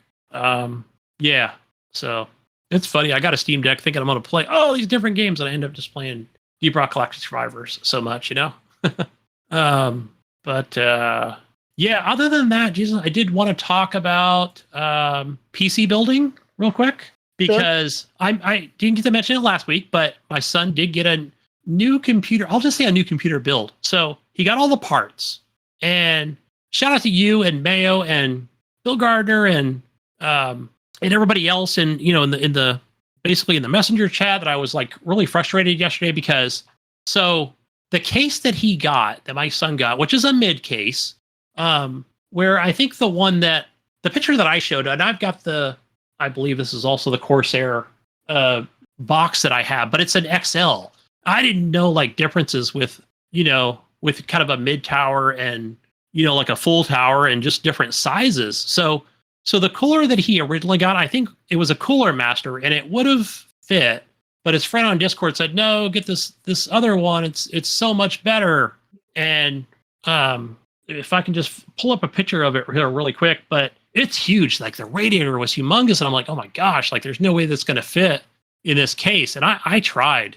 We both tried. So even trying to put it in the back of the case, which would have lined up because that's where like the screws were. So where I think it would have just worked better on top because they were RGB. And I thought, well, it's kind of pointless, right, to kind of put those in the back anyway. And I noticed even on the case that he has now, which is like some kind of Airflow Master 4000 or some shit, like it didn't really have like a good positioning at the top, like to where you could actually just screw it in. Like my box already had all that stuff. So I'm like, all right, man, what do you want to do? You know, tell my son, like, do you want to get the smaller cooler? You know, he's like, it won't be enough for like the 4070 Super. So my friend said it won't be enough cooling. So then we have to, I'm like, okay, you want to get the bigger box? So that's kind of where we're at now. Like because we had everything kind of put together yesterday, not like fully, right? We were just kind of like just doing practice and, you know, with the power supply and putting in the CPU, stuff like that. So yeah, I think we did pretty good as far as that went. It's just when the actual new fucking cooler came in, we're like, yeah, fuck yeah, let's go ahead and you know, get some thermal paste on this thing, you know, and we should be good to go. And he did get faster memory. That was the other thing that he got. Yeah. So the memory, it was only like a $10 difference, I think, between the rewrite speed, but this was a lot faster. So I'm like, sweet. So but to that, Jesus, like my son was trying to figure out, like, I didn't know. I kind of knew from watching not Linus Tech Tips, but there's that other guy where I did watch him like put those NVMe or whatever, I'll just call them SSDs. So where he actually unscrewed some parts for the motherboard. And I'm like, Kyle, I think they go under here. It's like, no, you don't take that apart. I'm like, no, you take these two screws off. I remember watching a video. Right. And then he's like, are you sure? Are you sure? I'm like, I kind of see under there, you know, like I had the lights on and everything. I'm like, my glasses, and I'm looking, I'm like, I'm pretty damn sure there's at least one slot under here. And of course I took it off and then boom, there's the two slots. And then there's a little plastic thing. I was like, hell yeah, I know what I'm doing. I take the little plastic off that had the thermal pads to them already. Yeah. So I'm like, fuck yeah, just slip those two in there. And you put the little two locking pins on. And yeah, it wasn't until the cooler arrived, I was like, holy shit, that thing is humongous. So I was like, I don't think it's going to fit in this box, man. And sure enough, it didn't. And it's not like the box, like you could have taken it fully apart. Yeah. But yeah, I didn't even take a picture of what the actual thing was. But yeah, look in here, Jesus, where it says tubing length. I don't think it's the right thing, but probably not. I would say, yeah, I forgot the size of the fans, but they were the super large ones. So, but yeah, I know Mayo and Bill and everybody's like, just try and put it in the back, put it in the front, put it in the top. But yeah, it didn't quite work. So he must have got like a smaller mid box, you know, originally. So, which would have fit nicely where he wants to put it. But now he's got to go with the XL like me, and mine's kind of a monstrous box. So yeah, and I want to say, Jesus, when I measured my box, it was like 10 inches actually wider than his. So that makes another big difference, because that was why it was so easy for me to put everything in this box. But even for his mid, it was super easy installation for the motherboard and the power supply, plenty of room. So there you go. Yeah. That's awesome, man. A new PC is always exciting. Yeah, yeah. But you know, I got him that new monitor, which is the 4K, 144. I'm so tempted to just open that box and just put it here where I'm actually sitting right now. But I know my son would be really upset. So I just want to play a game. You know, I've never experienced like a 4K, 144, and I know it would work in my 1070 Ti. So probably get my CPU really hot, but why not? I just want to try it for just a minute. But yeah, I'm excited for him. I'm excited for the both of us building it. Maybe he'll play something other than Roblox now and Space Engineers, and just all these smaller games. He'll evolve. Like, I like all the frames. And he's get the high refresh rates, which he's never seen before. So yeah, good stuff, man. I will get back to you guys next week on that build. So it should probably arrive on Wednesday, and or or hopefully it arrives Wednesday or Thursday. We'll have that up and running before the weekend. And one other thing, Jesus, I want to mention. So one of the things that my kid said was that. So I said, yeah, he bought the new Windows 11, right? He bought that on Amazon. It's got the code and there's a disc and all this stuff. He goes, oh, I don't have a DVD writer. I'm like, I actually have one. I actually bought one. I forgot the reason why, but I bought a cheap one. He goes, no, I'm going to transfer it from my laptop. So I'm not sure how he does that. Maybe through a USB.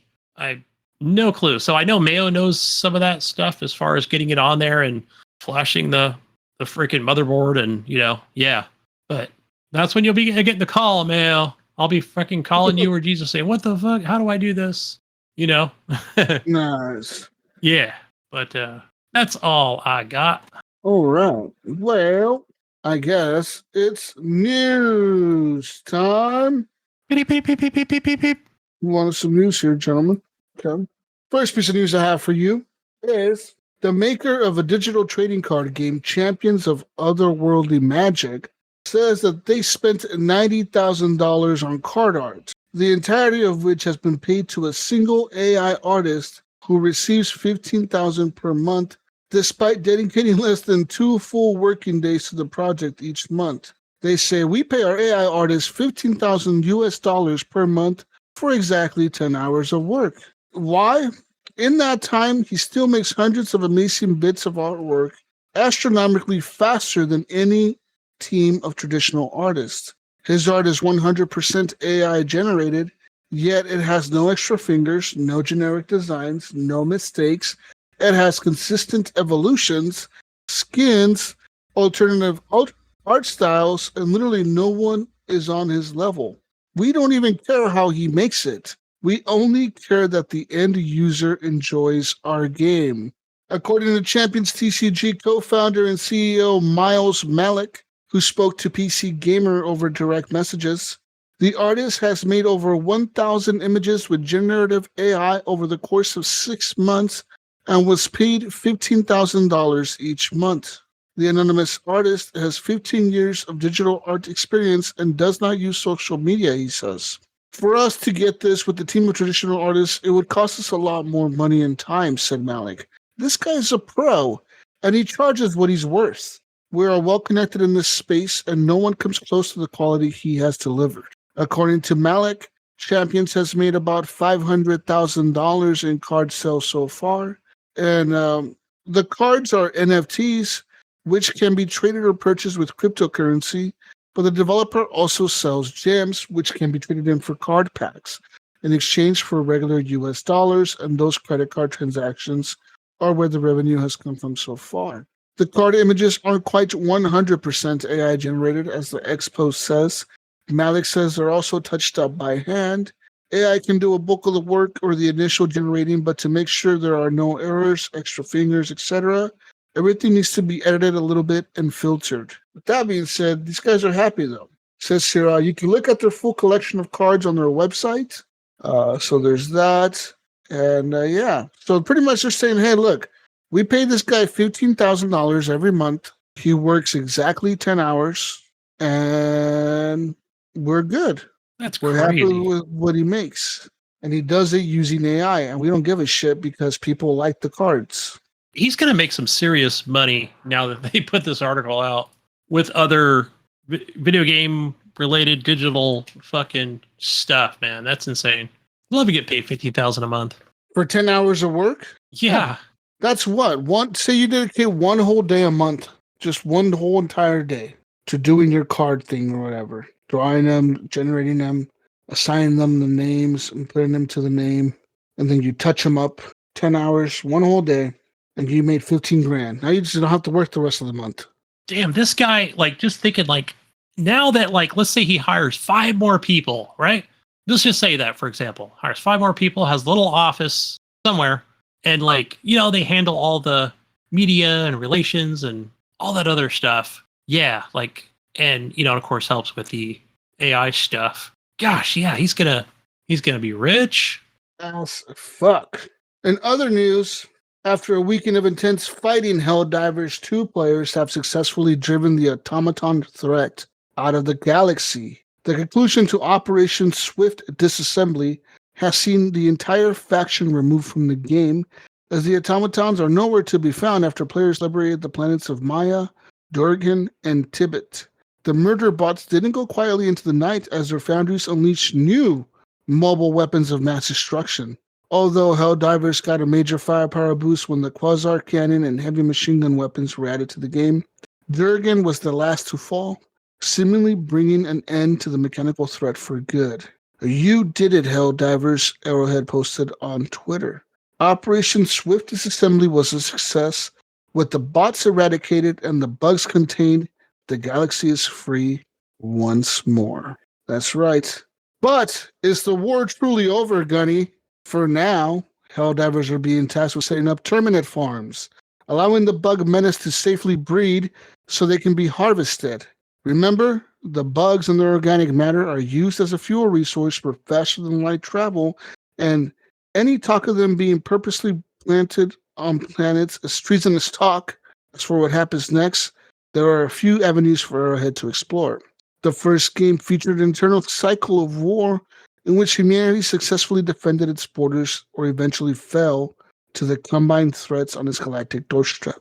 Success or victory would be followed by the month-long loop repeating, sort of like Groundhog Day except with Bill Murray having access to a nuclear arsenal. Then there's the lurking threat of the Illuminates, possibly waiting for the right time to strike. Or could we see a resurgent automaton force return in time, fielding new upgrades as they seek to initiate the Reclamation Project? Only Arrowhead and their official Game Master, Joel, knows what really is coming next. But with the arrival of a new demolition-themed battle pass this week, at least the Helldivers will be armed and ready to go spread some managed democracy. That's right, Gunny. That's right. I wonder who runs there's one guy over at the Helldivers team that's the game master. So this guy's like running everything. He like runs he's like the D&D master, right? Like he's the game master. He knows what's going on, what's happening, what's being won, what's being lost, what's going on everywhere. He's like, you know what? He reminds me of the Cliff Blazinski of Epic's Gears of War way back in the day. Think so? Is that a good comparison? I don't know, man. He just reminds me of that was before Twitter, I think. Yeah. But still, like he was putting out shit like left and right on everything on Gears. Yeah, I'm excited. But in other news, Microsoft says they are moving full speed ahead, Mayo and Gunny. Well, Mayo's not here yet, but he's on his way. Full speed ahead on their next-gen console, Gunny, in an internal email from Xbox President Sarah Bond.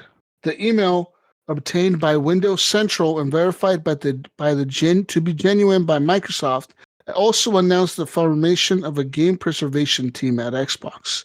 The email said, quote, "We are moving full speed ahead on our next generation hardware. Focus on delivering the biggest technological leap ever in a generation," Bond said.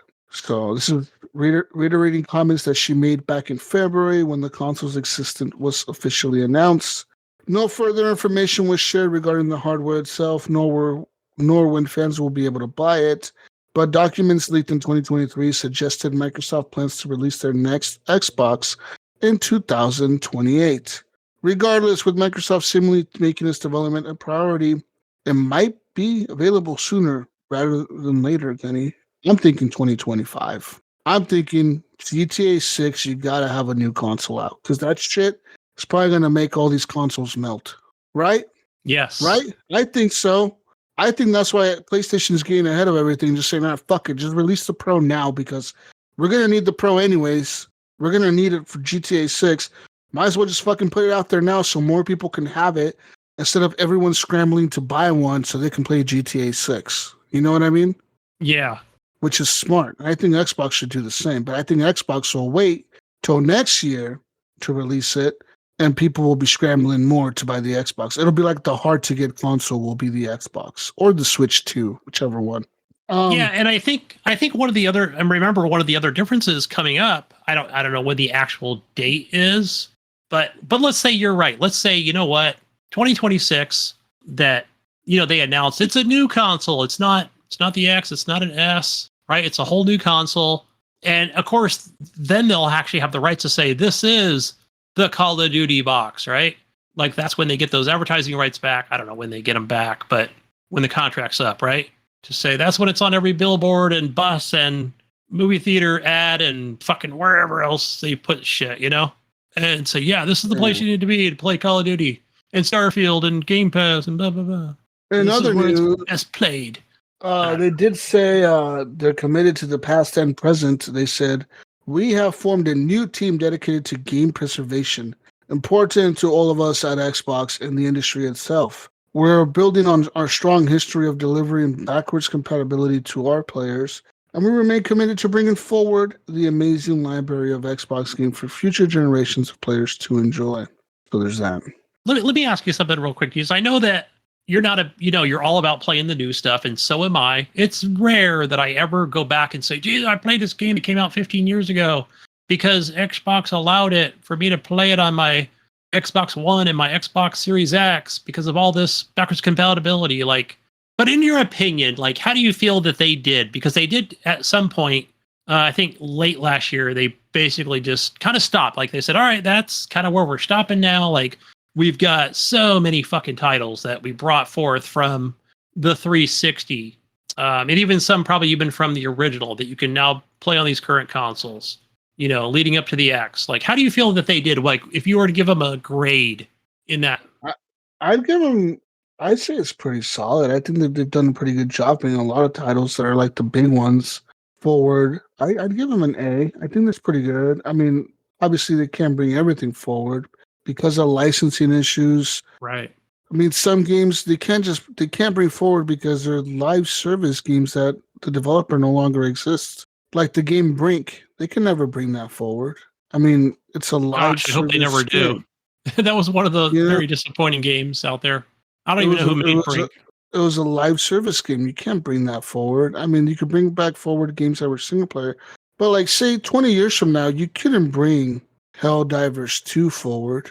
You just Right. Yeah. Nope. can't. I mean, you can't bring Destiny 2 20 years from now forward. Like, you just can't. Like, we'll be playing the new Destiny. We'll be playing the new Helldivers. We'll be playing whatever's new then. You know, like the kids then will be playing the new stuff. Or the people then will be playing the new stuff. I want to say just kids. I think everyone will be playing games. As we get older, the generations of gamers are getting older. That's what's going on. By the time my generation, Gunny, which I guess is a little bit younger than yours, I guess. No offense. You know, I know you're old. It's okay, Jesus. All right. But like I understand, young people man. people that are in their early 30s, by the time they're in their 70s or whatever, like I think it'll be a normal occurrence to see care homes and like senior facilities or whatever, like independent living or whatever, or like even like assisted living. Like I think it's going to be a very normalized thing to see VR headsets there, augmented reality headsets there, video game consoles there. I think it's just going to be normal because I think people our age will continue to game well past into our old age. You know what I mean? Like I see myself maybe slowing down gaming due to life situations, right? Like you just work gets in the way or whatever, right? You slow down gaming quite a bit. Cause I mean, I have slowed down gaming significantly just due to work and life and all that shit going on, you know? But I still see it being a passionate hobby for most people well into the late ages as our generations start getting older and older and older. To where a point where I think gaming is going to be as normal as watching TV. I don't think that in the future gaming will have a stigma of, oh, you're wasting your time or oh, whatever.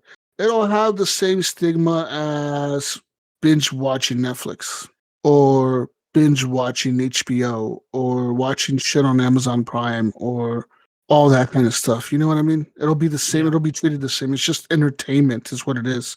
And that's all it is. And so that's why I think it is important to bring all these games forward because when I'm fucking 70 years old, Gunny, maybe I'll want to play Bomber Crew, you know? And you still can, right? You can still And I'll still be able to, right? download it. You Yeah. know, or you know, maybe I'll want to play Red Dead Redemption 2 when I'm fucking 70 years old and experience the story of Arthur Morgan again. you know? So that's kind of cool, man. I think that they should keep doing it. I think I think all companies should. Yeah. I think I can Nintendo does it possibly the worst. I mean, they do okay with some of their stuff, like their cloud catalog that you can play on their Switch. But I think they do it the worst in terms of they bring out old games again, but they kind of remaster them a little bit, and then sometimes they don't even really remaster them, and they just kind of re-release them at full price. But Because to they that can. point, I will defend Nintendo a little bit because they will make them. People buy them. You know what I mean? So it's like, okay, they made a playable, non-buggy version. But yeah, I get it, right? It's like, wait, you're charging $40 for another fucking Mario game that came out fucking 12, 14 Yeah. years ago, right? That Yeah, so you like added one more level. Okay, that's crazy. yeah, so it's like if they remade Super Mario Sunshine and then re-released it on the Switch, that wouldn't be like a free update. It wouldn't be like a free game. It wouldn't be a free thing. It would be a remastered thing that would be like, oh yeah, this is a full $60 game. Like that's what we're gonna charge for it. Good luck. Like we don't care what you think. You're gonna pay $60 if you want to play Super Mario Sunshine on your Switch. That's what you're gonna pay. And that's one thing that I don't like about it. Whereas Xbox and Sony, to some extent, they're sort of respecting the fact that you already purchased the game in the past and that you own it. They're just giving you access to it again. You know what I mean? Yeah, Well, that's what not only Xbox that, has done with a lot of their backwards compatibility. If you bought it on the 360 digitally, yeah. they know you bought it there digitally. If you've had the same account that you had back on the 360, they know that. They know that. They've been tracking it forever. So they know, yeah, you own this in the past, so you own this now, and you still own it. They don't make you pay an access fee. They don't make you pay a backwards compatible access fee. They don't do that. I mean, I see that being a thing in the future where they start charging fees for this. Because what's another way to make more money out of you, Gunny? They just start charging you fees. Oh, Gunny, Yeah. you want to play Red Dead Redemption 2 10 years from now? Well, we know you bought it on PC, but you're going to have to pay the access fee to play it again. And it's not full price, but it's like $10. And you're going to have to just pay it if you want to play it again. Sorry, dude. Yeah. Maybe You know that's what I mean? fair, right? With inflation in 25 I think they will years do from now. that. I think it will happen. I wonder which company will be the first Be one more to than that. implement it. You know, I don't know who would be the first to implement such a fee, but I guarantee that will probably happen. Like a some sort of access previous game fee, like access your super old library fee. Like it's going to be a thing. I think it will come to PC too. I think it'll that, be a like, monthly fee, right? That's kind I of where think we're at now already. I think Steam would. I think eventually games, right, are gonna become a thing where they lock him into like a. Okay, you bought this game brand new, right? You bought it at launch. You bought GTA 6 at launch. Okay, you get access to GTA 6 because you bought it at launch for a year. You want to keep playing it after that year?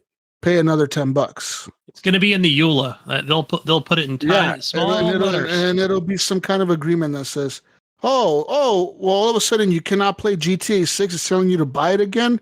Oh no, we're not asking you to buy it again. This is just the licensing access fee. Like we're asking you to pay us $10 to access it again. And I think someone's gonna do it. I don't know who will. I don't know who's gonna have the balls to pull like that kind of string on somebody. But I think that's coming, dude.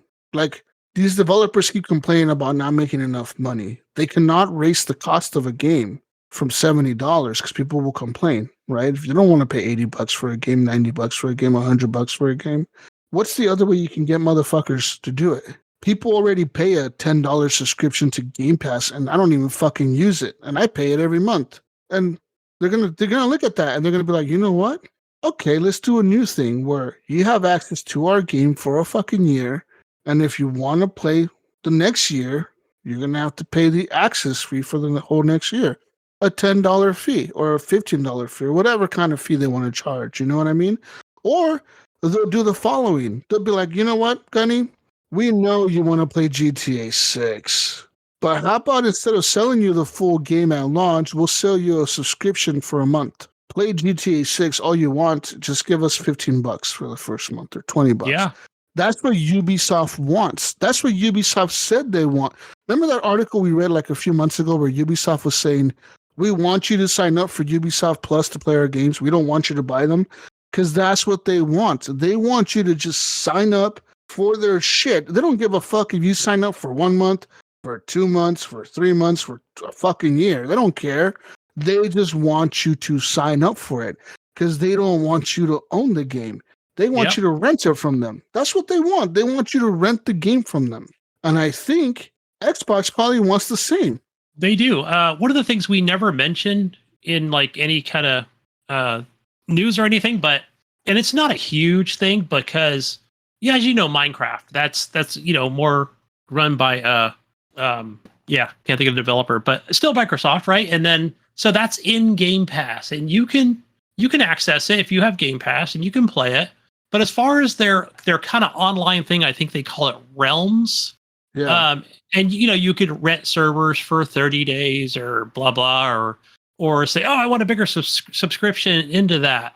So that gets a little tricky, right? With Game Pass, because you say, hey, I've already paid my my whatever subscription you have. Let's say you pay the 12 or 14 or whatever, and you're like, yeah, I'm good. But no, now like they're adding in say, hey, if you want to do the Realms, you've got to pay extra money for that service each month. So, which is a little different, I think, from multiplayer, right? It's more of a server style type thing. But you get access to a lot of stuff, and it's like, whoa, now we might be, that's, I don't know, Jesus, that's getting a little out there, right? Where we've kind of been to this point now where, hey, I get the full release game, maybe not the best edition, but at least I don't have to pay anything extra unless I want to pay for microtransactions. But yeah, it's like, all right, where does it end, right? Like where do we kind of go from here? Like that's just it. Ubisoft doesn't care. They're willing to give you the ultimate edition of the game as long as you pay them that monthly fee. They don't care, Gunny. They'll give you all the DLC. They even say themselves, yeah, we'll give you the ultimate edition of the game. You'll have the season pass. You'll have all the pre-order DLC. You'll have all the launch DLC. You'll have all this crazy cool shit to start off with because you'll have the ultimate edition of the game. Just give us the $15 a month. Don't even buy the game, Gunny. Don't spend $100 on this game. Subscribe to us. And I think all companies want this. Xbox wants this. Yeah. PlayStation wants this because that brings in more money in the long run. In the long run, I feel like for them, they'd rather have you paying them every month $15 than paying them once a year $100. Because if all you are is a Call of Duty player and all you buy every year on Xbox is the $150 Call of Duty game, right? And you spend $150 every year and you buy the collector's edition of Call of Duty every year. On November, you're buying it. You're at the GameStop, you're buying it, or you're buying it digital, whatever the fuck. They don't want you to do that. They'd rather you pay them $10 every fucking month for the whole fucking year than you pay a one-time fee of $150 a year. It's kind of going from basically, I see how it's coming together where, when we talk about the live service games, plus that includes MMOs, where to say, just like you say, give us the $10 a month and we're going to make more money out of you as if you were to actually go buy it from GameStop or even purchase it digitally from us, for $70. So we'll make $130 rather than $70. Yeah. So it's a win. It's a win for us. We don't give a fuck if you have access to 400 other games. We know you won't play them because they're there. Yeah. It's like Netflix, dude. Netflix has like fucking 20,000, 40, 50, 100,000 movies on there or whatever. How many movies do you realistically watch on there? How many shows do you realistically watch? You will watch 1 or 2 shows and 1 random movie. Even if you watch one of their movies every day, you just randomly went on there and picked a random movie every single day, it would not matter because it doesn't change anything for them. They just get your money every month. They don't fucking care. They've already paid the developers to have that shit on there for you to access. They already paid the publishers to have access to these games. They don't give a fuck.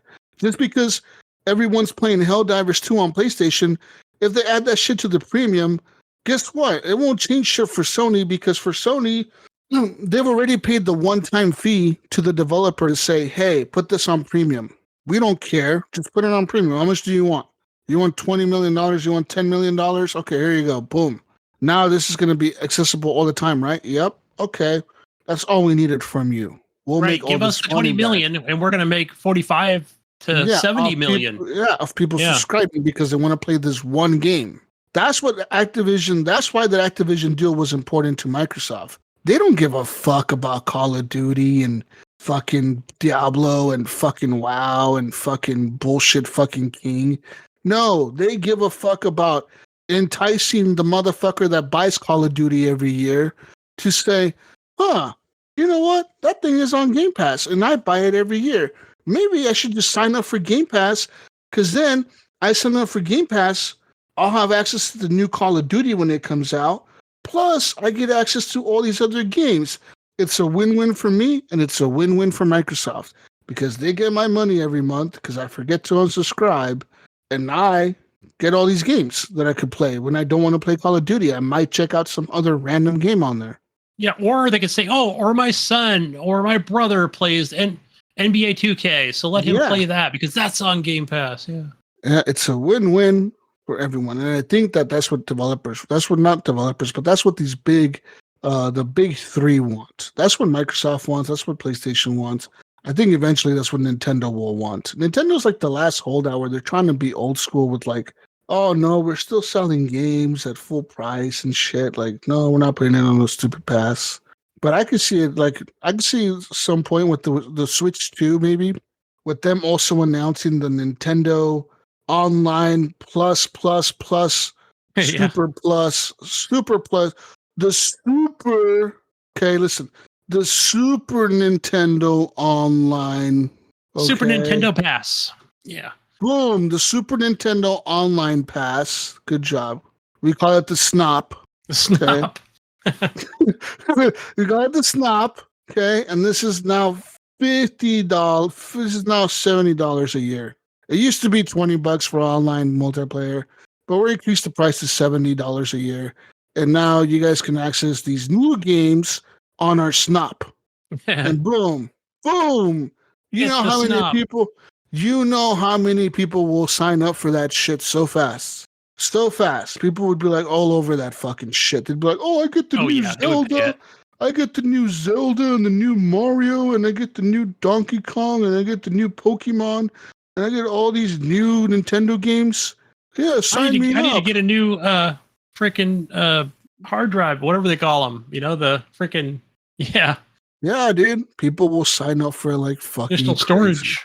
That's what they want. They want your subscription. They don't want you to own shit. You know, there's even like because I'm looking to buy a new car lately, and I've been shopping around. I've been looking at different brands. You know, there's certain brands out there that have subscription model for their cars. Hyundai is one of them. I was looking at them. What do you mean by that? Like, there's a subscription for their fucking car. Like, so you go to Hyundai. OnStar style type thing? No. It's a subscription for the fucking car. So you go to Hyundai, right? And you pay them like a subscription fee. And it's like fucking like, what is it, like $550 a month. And for $550 a month, I believe this is only like in Washington, Michigan, and like some other state. I don't know what other state. It's like 3 states. Are they treating it as a lease is what they're doing? Listen, okay, you pay, you go to them. You have to have you have to have like approved credit, like a decent credit to do it. You got to have like a job or whatever to do it. But you tell them, I want to sign up for your subscription. And they'll be like, okay, all right, Gunny, you pay us. There's 2 tiers. We got the $599 a month tier, or we have the $500 a month tier. The $599 gives you access to our premium vehicle. The $500 one gets you access to our standard base model vehicle. But it's based on their electric cars, on the Ioniq brand of the Hyundai or whatever. And every month you go to the dealership and you pick out Ioniq, and they'll have a list of them. And you say, I want to drive that one. And they'll be like, all right, boom, here's the car. It's fully insured. You don't have to worry about maintenance or nothing. It's your car for the month. Bring it back next month and we'll switch it out for another Ioniq, whichever style you have on your subscription. It's a every month thing. So every month you're driving a brand new fucking car because you're taking them back and you're switching them out. I like that though. you never own the car. The car is theirs. The car is a rental pretty much for the month, and you're paying them for that access to that car. And they tell you in the thing, it says you never have to worry about car insurance because they cover the car insurance cost. You never have to worry about registering the car because it's a rental under their registration. You never have to worry about maintenance because it's covered under their thing. So maintenance, registration, and car insurance is covered through this subscription plan. And it's like 600, I think it's like 650 a month and 550 a month is the price difference. And the difference is the 650 a month or whatever gets you access to their premium car, like the limited brand, like the limited edition cars or whatever, like the ones that are the top trim or whatever. And the other one gives you access to their base model cars. But you have a list of cars every month you could choose. I want that electric car. I want that electric car. I want to drive the red one. I want to drive the black one. I want to drive the silver one. I want to drive the white one. I want to drive the blue one. And every month you just go back and you say, I want to drive. And then you have the option, if you want to keep the car you already have for the month, you just say, no, I want to keep this black one for another month. And then you just tell them, okay. And it's all done through an app or some shit. And you just fucking have the app. The only requirement they have is that they can track you on the app when you're using the car. They can track your location or whatever. Probably your location, miles, all that stuff. Or whatever. But yeah, like I don't think there's a mileage limit on it. Like you could fucking drive the car as much as you want. I'm not sure. Maybe there's probably a restriction to say, hey, you can't be a food runner, or you can't be yeah. You can't be an Uber driver, bro. 2,000 hours on it. Yeah. Put 10,000 miles on our fucking car in 1 month, okay? Like, don't do that. You drove to New York and back to Oregon, twice. Do I get to jump in here and talk about cars? Is that what I do?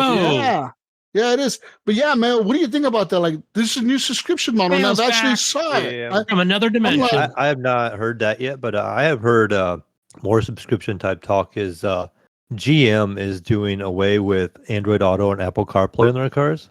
Yeah. And they're going to make again, which manufacturer? General Motors. And what they're doing, they're using their own version of like maps and stuff. And you got to pay their subscription fees for it and use theirs. And you can't even use Android Auto anymore on their new cars or Apple CarPlay. So to get your maps and stuff again, kind of like before we had like, Android Auto and Apple CarPlay where we could use Google Maps and we'd have a current up-to-date map.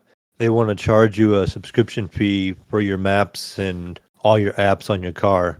I mean, sure, they want to do it with your music already. Yeah, so all your new GM will have it like that.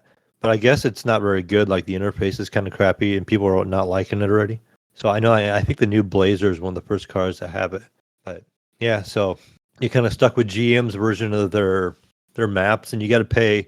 I guess Tesla does this too. You got to pay for every little thing. So if you want to add, Gunny, if you want to add traffic to your maps, that's an extra charge. If you want to add remote start to your car, that's an extra charge. And then they charge, whatever every month for all that stuff. So Gunny, I'm on their website right now, and this is actually available in California, Alabama, Arkansas, Colorado, Georgia, Massachusetts, Maryland, Mississippi, New Jersey, Oregon, South Carolina, Tennessee, Virginia, and Washington. You know what I'm gonna do? I think what I'm gonna do, Jesus, because you mentioned this. I mean, I hope those prices. I mean, those were I guess when you add it up, if you just said like the $500 version, right, includes insurance. Okay, I wouldn't mind if my wife. I was wrong about the pricing. There's a little bit more than I thought it was. So you can drive the Kona Electric for $699 per month. And if you want to drive the Ioniq 5, is $899 per month. Ooh. But this covers 1,000 miles of travel during the month that you have access to the car, insurance, maintenance, registration, and roadside assistance. Could you do that, Mayo? Could you basically get a rental car for every month? $699 a month or whatever. I don't know if I would want to keep getting a different car all the time. Are you gonna get a brand new car every time? Yeah, it's a brand new car every time. Or like Jesus said, you can keep the same car. Have like this huge influx of used cars sitting around then? Because if people I'm assuming that's buying used cars.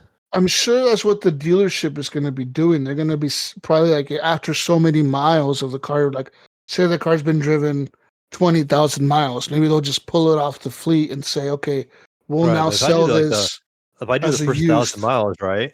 And I live like a pig in this car, right? It's not really my car. I'm renting it. I got Yeah. stains all over the seat. Oh and, gosh, what are you you doing know, in there? I mean cheeseburgers in the car and dripping Oh, yeah, mayonnaise over the cheeseburgers. That's seat, in the back right? Oh, seat. What's man. up? And then Use I'm turning this condoms. car in with 1,000 miles. Who's driving the next 1,000 miles? Empty liquor Gunny. Is bottles. Gunny gonna jump in that car? He's gonna have the option of doing a brand new car or the used one with 1,000 miles. He ain't gonna take that one with 1,000 miles. So how many people are gonna pass up that car that has so many miles on it right away for the new one? Like, no, I want the new one. If I'm gonna pay $900 a month, I want one with 0 miles on it. Damn it! I don't want one that some guy was eating cheeseburgers and farting on the seat and everything else and smoking and who knows whatever in the car. Defecating in the back seat. Oh, Yeah. yeah. All right, to be eligible male, you must be 25 years of age or older. I know you want to sign up for this. Your credit score must be 650 or higher. You must have at least 3 years of recent driving history and a clean driving record. You must have a valid driver's license and a valid credit card in your name, not a debit card. It has to be a credit card. And it says here, let's see here. What if there's like a hit and run, like the last day of the month you own the car, right? And you It's damage covered in it. the And immediately- insurance. I mean, if you just It's take off, covered, you right? kinda It's turn it in. included in the. So I guess they're probably Right. treating it as Well, like a a rental citation. You know, what happens if you like when they used or to a have like lease, 30-day lease. red light, like cameras on intersections. What if you commit some kind of moving violation, right? And they're running your plates, and you just trade that car in right away and be like, oh, that wasn't me. That was somebody else who was using that car. Yeah, I Kind of a think weird concept. It says here, you got a question about can other people drive my vehicle on the frequently asked questions. It says, once approved, you may add an additional driver. Additional drivers will likely receive a link to become approved. Additional drivers must be a spouse or a domestic partner of the primary driver and must meet the program's eligibility requirements. So they must be 25 or older. Allowing someone to drive the vehicle who is not a registered driver and or subscriber of the subscription service will automatically disqualify you from our program and makes you personally liable for anything that happens to the vehicle. Yeah. So I think that. Yeah, because but I'm thinking man, like, okay, this is kind of expensive though. I mean, but Yeah, I mean, that's a little I was just much. thinking that's a lot to pay to not own something. Because why would I not want With it? Well, eventually owning it, right? okay, here's what I'm always pay that. thinking. Here's what I'm thinking, guys. Like, okay, what's the name of that vehicle? The Hyundai. I always forget the name of it. I see them. I think they're actually Ioniq? pretty nice. Yeah, the Yeah. Ioniq, right? So I thought those are cool looking. I've actually sat in one of them, never drove it, but I thought, okay, Mayo, what if you want an Ioniq and you're like, yeah, I really want to. Let's go down and test drive it. But let's say the test drive is just not enough, right? It's like, I don't know. Like, I like it, but do I like it to pay, $60,000 for this vehicle? Assuming that's how much they are. They're probably more. But roughly, to say no, like, they're like, oh, we got a program, Basically, they wouldn't call it rental because that car dealership would legally, they'd probably call it a lease, right? A 30-day lease. I would do a 30-day lease if I would say 500 at the most, right? Including insurance, and basically I don't have to register the car, blah, blah, blah. So yeah, it's a very expensive rental car for a month, but at least you've got it for a month. And yeah, I wish more people did this because then I could say, you know what? I drove her for 30 days. This car is a piece of shit, or I love it. Let me fucking purchase it, I'm looking at the cost of it right now. So you could get, so they have the basic one, which is the SEL model, which is 47.4 MSRP.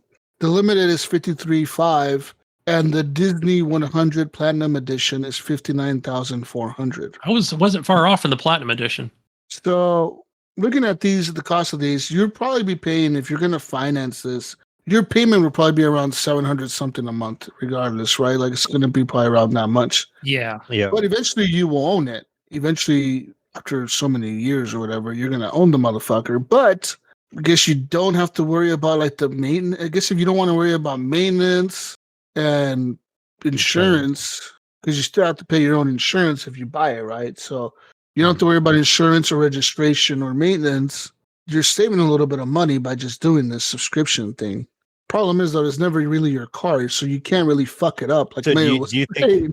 think down the road, maybe say the car has 5,000 miles on it now, right? And nobody's going to want to take that car. They have an option for a newer one. That maybe they'll do a lower price for the car with 5,000 miles. Okay, this one's only, instead of $900 a month. This one's only $800 a month because it's got some. It could vary. Eventually, because right now the program is just starting. It seems like it would vary. That's the thing to me. It's like eventually, if I'm going to pay that much money, I'm not going to want to jump in a car that has a lot of miles on it already, and whatever wear and tear it's been through. You know what I mean? It says here, you can get it. It's included in the monthly payment. You get a 28-day lease with it. No down payment needed. You only need your subscription fee. Oh, and an activation fee. I don't know how much that is. That's probably for every car. Every time you do a new car, they charge an activation fee. Is $1,000. It's kind of like your cell phone provider. Every time you get a new phone, they got an activation fee. They're probably like, oh yeah, we got to activate that car for you. It's gonna be like you said, $1,000. You cannot use it for Uber, Lyft, or anything else. They said. Well, that would probably make sense anyways, because if you're only getting 1,000 miles a month, you probably not really. That's not really a lot, really. That's really nothing, right? That's really low miles, dude. 1,000 a month. Yeah, it's the average of 12,000 a year. It's the average 12,000 a year, but a lot of people will pass that. You know what I mean? I could easily pass that in a month, dude. Yeah, how many miles do you have to drive a day?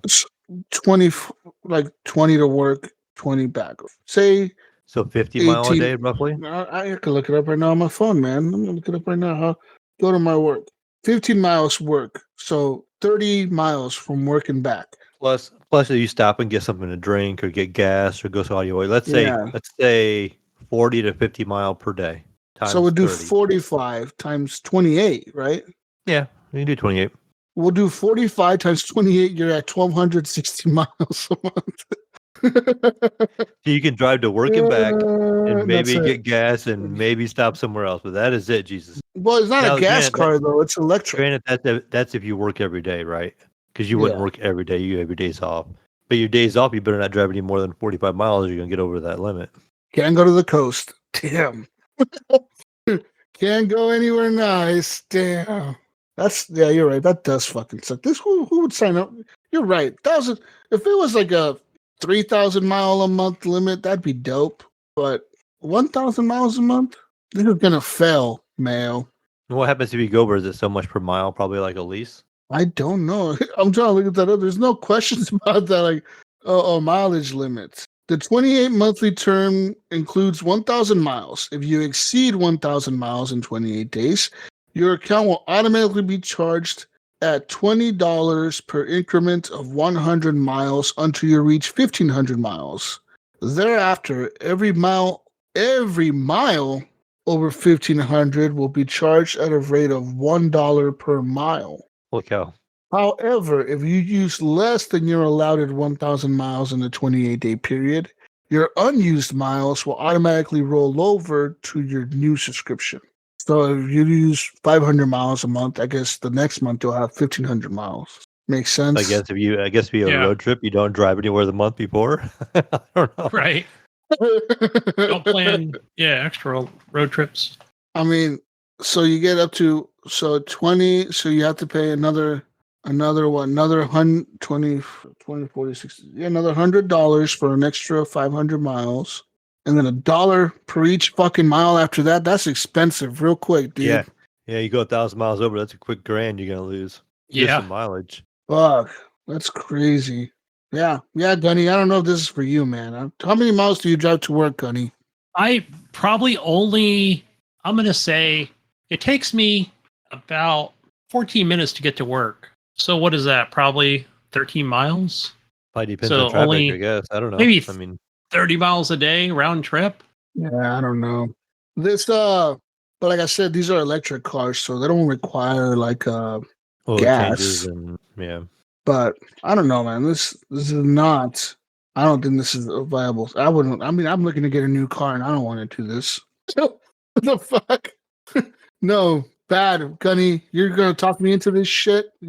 I just talked myself out of it. Okay? Why? I think this would be great. Just, you know what? No, I think 1,000 miles a month, bro. One trip to California, and now I owe them $4,000 because I drove the car. Because then you drove back, yeah. Oh fuck! I'll have to get it towed back. You would always be worried about your mileage. You'd be like, "Oh, how many miles do I have? How many miles do I have?" All the time. I'm gonna have to drive there and have it towed back by AAA. That's gonna cost you $2,000. Yeah. Well, I got AAA. They'll tell me what, up to 300 miles or up to 100 miles or something. So To the yeah, nearest gas station or nearest service center. Yeah. I'll have them tell me to 100 miles. I'll be like, tell me 100 miles to the nearest gas station, 100 miles from here, motherfucker. Because that's what I paid for. That's what I'll make you do. Yeah. So get the 100 miles and then call AAA and have it towed. Yeah. The extra 200 miles. Yeah. Oh man, that's not a good deal. But yeah, like so I'm saying, everything's moving to subscription. Even fucking cars are moving to subscription models, Gunny. Like everything is, dude. What are we gonna own in the future, man? Our generation You'll can't own buy nothing and be happy. houses. We can't buy them. They're too fucking expensive. Fucking so we're renting the whole time we've been renting. Fucking can't buy a car because they want you to subscribe to the shit. Can't buy fucking anything anymore, Mayo. Can't buy my cell phone. You know who I blame for all this, right? I blame Microsoft for all this. I think they're one of the few that started all this. I think the first thing I ever seen was when they started doing it with Office. Like digitally, yeah. Like, I used to own Office, and they're like, "No, you can't have Office anymore. You have to have Office 365." This is back in Windows 10, and I'm like, "What do you mean I gotta have 365? I can't just buy Office?" And they were like, "No, nah, we want you to go to this monthly $10 or $15 a month to have access to Windows Office." And if you want the premium edition for $29.99 a month, that's probably the first thing I remember besides like Netflix, whatever. But when something you would just traditionally buy had to become something you subscribe to, and I remember like, heck no, I ain't doing that. I can let it expire because I'm not gonna keep paying for Word. Just have access to Word. But how many companies out there probably pay for that? To have Word. Microsoft probably made a killing. That's probably why Game Pass kind of came about. They realized how much money they were making off of Office and stuff. That's where Satya Nadella had it. It was his idea. We can start doing this with games and just start charging monthly. It's a more consistent revenue coming in all the time, and it's probably easier to like plan too because they know they have that much money coming in every month. Yes. Instead of like relying on a one-hit game. And they show that to their shareholders, right? This game doesn't sell. That game does sell. It's inconsistent. Where with like Netflix or like Game Pass, they literally just get the same amount pretty much every month. It might vary a little bit, but you're not going to have big peaks and valleys like you would on a big release game or a flop. Like Redfall. So you wouldn't have that low and highs. It's just a consistent this many subscribers pretty much all the time. Yeah, good point. In other news, on some video game news now. I guess we're done talking about subscriptions and cars. Off on a tangent. Saber Interactive CEO has pulled back the curtain on joining and leaving Embracer. In the aftermath of Saber's separation due to Embracer's recent struggles, it might be easy to expect someone like Saber Interactive CEO and owner via holding company Beacon Interactive, Matthew Karch, to be a bit gleeful or even spiteful, but he's not. Speaking to IGN earlier this week, Karch comes off more content than anything. He says the departure was bittersweet, so while he's satisfied with his decision, he's also equally happy with the winding pathway he and Embracer took to get there. Karch says that he has no regrets about being acquired by Embracer to begin with. He said, for the most part, it turned out as I had imagined, at least for the first couple years. In February of 2020, when Embracer acquired Saber for $525 million, the publisher was actively growing. It had just acquired Big Moon Entertainment the previous October and launched World War Z to major success. Karch says that he and his fellow co-founder, Andrew Loans, knew they had two options. They could keep moving on their current path by making World War Z 2 and acquiring even more licenses to make games with, or they could find a partner that would be supportive of our ambitions to replicate what we thought we were successful at doing and to find a way to increase the speed at which we could develop product and bring content to the market. And that's pretty much what's happened, he said. He says Embracer's strategy at the time, according to him, was acquisition. He compares the company to Pac-Man. They are gobbling everything up on the screen. But this was fully in line with Saber's wishes too.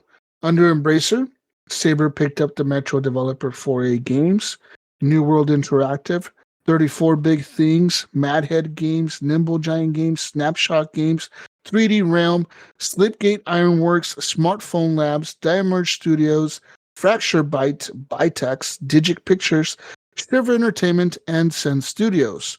They also briefly oversaw Aspire, and though Aspire was acquired directly by Embracer themselves. He says, these are developers that have one or two issues, not in the sense of negative, but in the sense of this is the way the business is run. Carr says of the studios acquired by Saber. He says specifically referring to 4A and Madhead, and Nimble Giant, and Digic. Developers oftentimes, I was one of them on that side for a long time, are primarily concerned about keeping their lights on. It's really hard to get out of that rut when you're a developer trying to constantly find contracts to keep your business afloat and to keep your lights on. And so bad deals often get struck with publishers, and publishers that take the lion's share of revenue or change their mind halfway through a project or whatever else it might be, when you end up with this a highly talented developer who have never really had a full development cycle due to anything that truly represents what they're capable of. He says, I look at this as a big opportunity to bring all these developers into a place that they maybe wouldn't be able to get into on their own. So at that, he says, he gives the example of 4A Games, which he says, had another project that they have been working on, which was not a Metro game at the time Saber acquired them, but the team was not even able to fully pursue that project due to being focused on Metro. And Karch claims that business wasn't efficient enough to do both. But he continues and says, Saber helped 4A build out a second team, and 4A began working on the project more fully. So he says, so if Karch was so happy with the Embracer deal initially, then what happened? Not bad blood, says Karch. As he tells it, Saber is leaving Embracer on very good terms, and he's effusive in his praise of Embracer CEO Lars Winford, repeatedly calling him a really good person and a man of his word. He says the biggest difference between himself and him is that Wingforce believes in decentralized management and Karch doesn't. While Wingforce wants to let studios operate fairly independent with their larger structure of Embracer, Karch wants to be more hands-on. There isn't one that's right or wrong. We're just different. So, yeah. So pretty much he's saying, hey, look, man, Embracer's not a bad company. All you guys talking shit about Embracer, y'all need to chill the fuck out. Embracer's pretty good people, okay? They're just trying to buy little studios to give them more money to keep them afloat so they don't have to worry about, like, oh, Mayo needs to work on his Mayo game because if he doesn't put out the next Mayo game, then he won't have money to feed himself. But really, Mayo wants to make the ketchup game. But Mayo cannot make the ketchup game because he doesn't have enough money to make the ketchup game, Gunny, because he needs mustard. Because the Mayo game is what makes him the money. But he wants to really make a ketchup game, and he just can't. So Embracer shows up, and they're like, you know what, Mayo? Hey, look, man. Look. We buy you out. We give you enough money to make your Mayo game. But we call it the Thousand Island game. But listen, we're also going to give you more money to help make your dream come true, and we'll make you your catch-up game. Oh, sign me up. And then Mayo signs up, and he gets bought out by Embracer, and now next thing you know, Mayo has Gunny working on the catch-up game, while him and Jesus work on the Mayo game. And then everyone lives happily ever after. And here comes the new Mayo-mon game. And then Ketchup game flops, and Mayo realizes his dream was stupid, and he quits gaming. And nobody wants to buy a game called fucking Ketchup. Ketchup game sucks. For that matter. Even though there is a game called the Mayo. My Name is Mayo is a great game. They made 3 of them. How can it not be a good game if they made 3 of them? There can be a lot of good games that they made 3 of that are not that good by the time the third one comes out. I'm looking at you, Assassin's Creed. Yeah, they made like. Isn't it funny though, Jesus, that how Embracer, when they come in and they start gobbling up these little things, right? Which those companies agree to, of course, but never a word of who is it? The FCC that likes to sue Microsoft? Like not even just crickets from them. No. Yeah, we're not worried about them. Who's Tencent? We've never heard of them. We don't know who that is, but Microsoft wants to buy something. We're going to sue you for $580 million because you want to buy them. Hold the fuck up, Phil Fencer. You want to buy Call of Duty? Not you, sir. No, not you, Phil. Embracer or Tencent do it, and it's like, whatever. Yeah, just let them do it. It's fine. But I guess there is that clause, right? There's that clause in there. Obviously, we've just seen that from last week in this week's article to say, hey, you can opt out after the end of the contract, and it might be a yearly contract. To say, yeah, we've acquired you, but then you can opt out, just like what Bungie likes to do with their contracts. Yeah. So to say you don't fully own us, we can opt out after 1 or 3 years. We can go somewhere else. Other news, Troy Baker has confirmed he is not a voice actor in GTA 6. In GTA 6 original trailer, the main male character alongside the protagonist female character says one word on the trailer. He says one word during that whole fucking trailer. All right. And people just assumed it was Troy Baker. And he came out and said, no, guys. Like, that's not me. I don't know who that is. But I hope that they get all the credit and the success that will come from making this game. He says, but I don't want any of it. I'm okay. And that's okay, man, because look, we don't need Troy Baker in every fucking game. And Activision knows that. They could just pick anyone to fucking voice this guy. Who wouldn't want to voice this guy? You know what I mean? Like, right, if Rockstar came to you, Mayo, if Rockstar came to you, Mayo, and said, hey, Mayo, we need a cowboy for the next Red Dead Redemption. Are you going to do cowboy, no, I don't want to do that. Why would I want to do a cowboy? Yeah, stupid. I don't want to do no stupid cowboy. Do a street thug, Mayo. Give us your best street. Yeah, listen. Street rap. You're gonna be voice. Be a cowboy, Mayo, in the next Red Dead and say, "Oh, good girl." Mm-hmm. Yeah, and that's we're gonna be like, cut. That sounds like an Ohio accent. Right. Not Texas or Tennessee. Yeah, just more Alabama. Or you gotta play. Or you're gonna play the main Louisiana in there. You're gonna play the main guy, Dutch, the leader of the gang, in the next fucking Red Dead. You know, who's gonna say no to that? I would be any character in Red Dead. Make me the fucking guy at the store. Yeah, right. Make me the guy that says, "Hey, what kind of gun you want there, partner?" I want to be the bartender. What'll it be for you? How's that? That's all you say every time you walk into the bar. The one line. What can I get you? One line, Gunny. Gunny will get credits in the next Rockstar game for saying one line. They can pay me $10,000 a month for that. Yeah, I don't think they're gonna pay you $10,000 a month. More like they'll pay you $100 one time, and then that's all they're gonna pay you. Yeah, they'll pay you $50, Gunny, for one time. For one time use, right? And then they duplicate it, and then I'll sue them for $1 million. You'll sue him like the Florida Joker guy who keeps trying to sue them. Yeah, he wants to sue GTA. You know what's hilarious about that?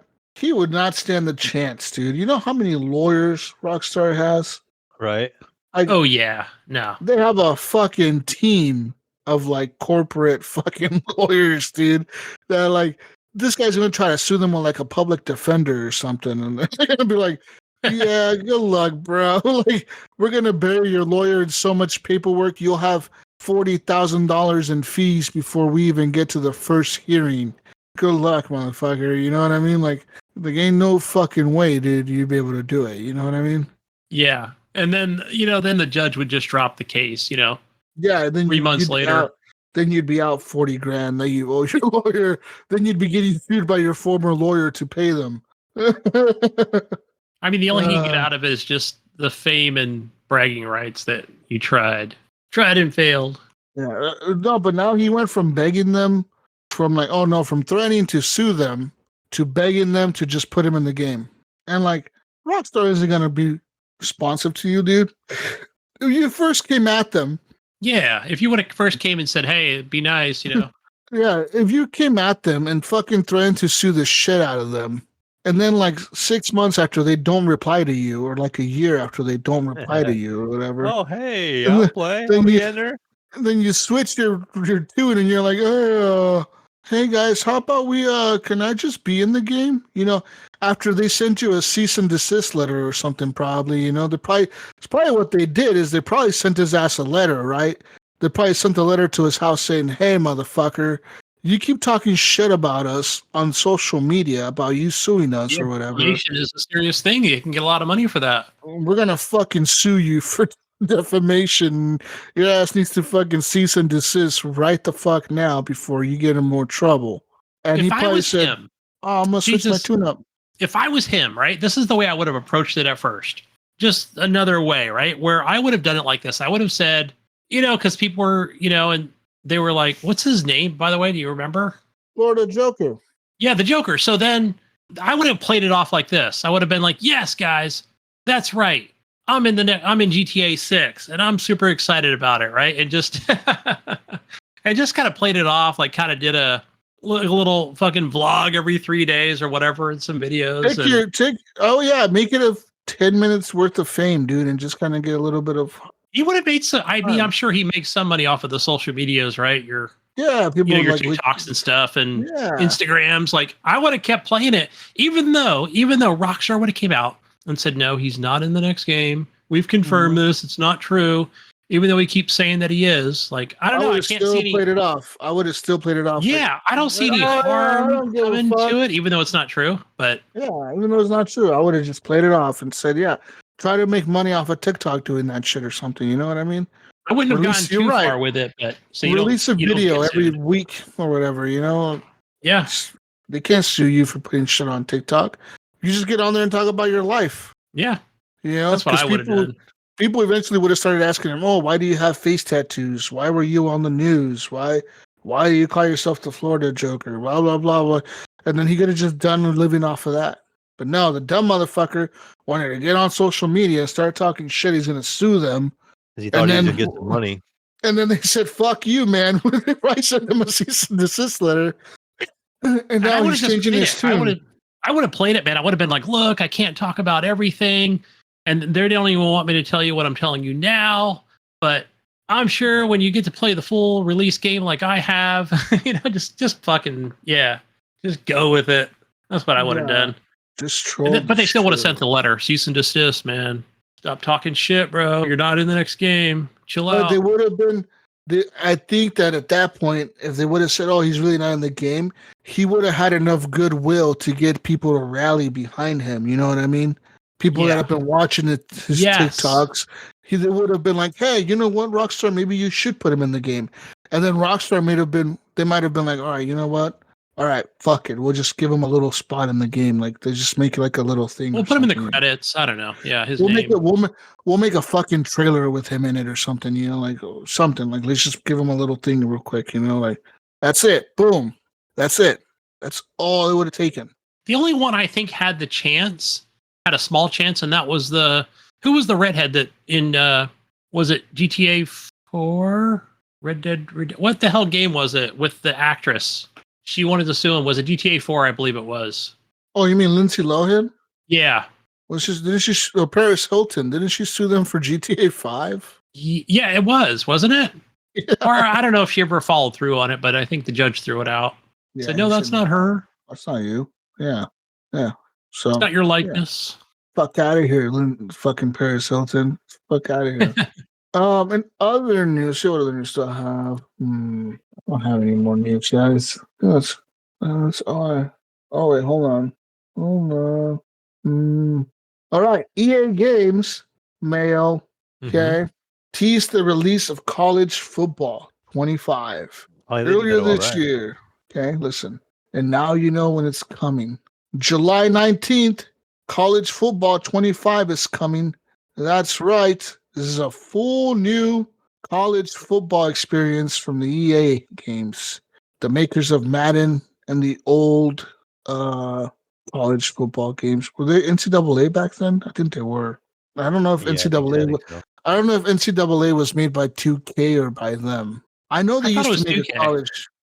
I know that Madden or the EA used to make a college football, but I don't know if they called it EA's NCAA football or if they called it EA's college football.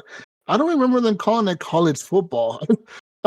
I think like they just cannot call it. I think they can't call it NCAA football, so they have to call it college football. It will be built on the same engine as the EA Sports Madden franchise, Mayo. I'm sure you're shocked that that's what they're going to use. Oh, yeah. Okay. I did not see that coming. I thought they were going to use the Battlefield engine. Right, yeah. I thought they were going to use the Apex Legends fucking engine, like that's what I thought they were going to use. I'm shocked they're using the Madden franchise one. Wow. There will be differences though, Mayo. Okay, in terms of gameplay, playbooks, and settings. Okay, that make college football unique, Gunny. Okay. For example, Gunny, there's mascots. Okay, there's mascots in college. Yeah, guess what, Gunny? I don't know if you knew this, but there's mascots in college games. What? You know that? I don't Now you watch do. college football that much, but I don't remember there being mascots. Okay, there's mascots. Okay, there's bands playing. Okay, there's the band music that's unique to the big college. I mean, obviously they put a lot of colleges in these games. 'Cause I remember playing the old ones, and they put like a lot of colleges. I'm talking like they even put like sometimes they'll even put like private universities on there, like smaller colleges. But they do tend to like really go out there and try to get like the music that's unique to each band. You know, like the big ones. Like you're thinking the the Pac-10 doesn't exist anymore, doesn't it? I think they got disbanded. But like the Big Ten and the fucking whatever the fucking leagues are called. There's like different ones, Mayo, right? Because like there used to be Pac-12, now it's Pac-10 or some shit. Conferences, I think they're called. Yeah, they're called conferences. There used to be wasn't there like the Big Ten, and then the fucking something else. There's a bunch of them. Okay, but anyways, they used to go out and like the big colleges that were part of these conferences or whatever, like the big known ones like Ohio State and Texas A&M and fucking USC and fucking big universities. They used to really go out and like record the bands and like their fight music, their chants. They used to go to like the stadiums and actually record like the people chanting the fucking whatever they chant, you know, when they're fucking out there in the field. And they used to use that audio in the games. And I hope they did that for this, for like at least the big universities. I wouldn't expect them to do it for everything, right? Because it's just like kind of impossible. I guess not really, but it really kind of is. But it would be cool to see them do that. But yeah. Okay, man. So there's gonna be bands, okay, and other stadium traditions. Okay, Mayo. Give me a tradition that happens in Ohio, Mayo. What's a tradition over there? Dot in the eye and the halftime thing. I'm not sure. I mean, that's always been a big tradition. Do people get naked at halftime or something? Do people take off their shirts? What's going on? I don't know. Yeah, you always have the shirtless fools over here in the cold weather at the games. You get the Buckeye guy who always goes to every game. He might get some royalties out of that. Yeah, I mean, what else do we have? Football tradition. I'm looking up football traditions for you. Okay. Tailgate parties, man. You guys have the victory. The victory bell. Okay. Something called. Well, they do like that little.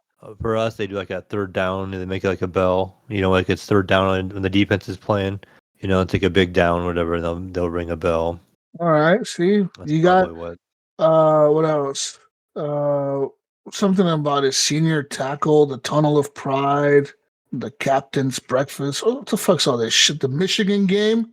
Okay, this was rated the number 1 on the list of 10 greatest rivalries in sports. Okay, that's a big one. Homecoming. Okay, so you got all these traditions that they're going to add to this game, hopefully, Mayo. Okay, hopefully.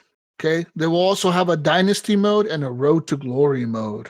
All right, there will also be name, image, and likeness, according to this. So there's that. Jersey names could come back. And players who are featured in the game, will now receive. Okay, listen, this is how they're getting compensated, Mayo. If you are a football player, Mayo, say Mayo is the big quarterback at Ohio State, and you want to be in this game and you want your jersey on there and you want the character in the game to look like you, then you will be compensated with a whopping $600. Whoa, that's a lot of beer money, okay? You know what I'm saying? And a free copy of the game. Nice. What? Nice. Free copy. So you get a car payment and a copy of the game. What more can a college kid want? You get $600 beer money and a copy of the game. What more do you want, guys? I mean, they're trying, okay? Fuck. I mean, they get you get to be in the game too. You get to be like, oh, look, there I am. That's something you would always have, That is true. That's something you will always have, even if you don't make it to the NFL. Could you imagine if you were like in sports, like you were like, and you were in the video game, like you would always see your character in the game, no matter how old that game was. You'd probably always be pissed off at the stats they gave you. They'd probably be like, "That's not accurate." Right? What do you mean I'm slow? Come on, I'm a 9. Come on. What do you mean my speed rating is a 4? What the fuck? You can bring your 3 years from now. You can bring your nephew into a GameStop and see here $1.99 for this game. Look, I'm in it. This is back before your uncle got drunk and crashed in that DUI during the NFL draft. And then I ruined my chances of being in the NFL because I wrecked my car after a party spring break. But I'm in this game. Do you want me to buy it for you? It's $1.99. I'm in this game you now. Can put it on a shelf. Watch it collect dust if you want to remember me by your favorite uncle. Your favorite uncle was going to be the starting quarterback of the Patriots, like Tom Brady, but I wrecked my car in that spring break. Oh man, yeah. You could always have it, man. So there you go. What else? Gosh, can you imagine Jesus like being the next? And I don't know if it was like that for the NCAA.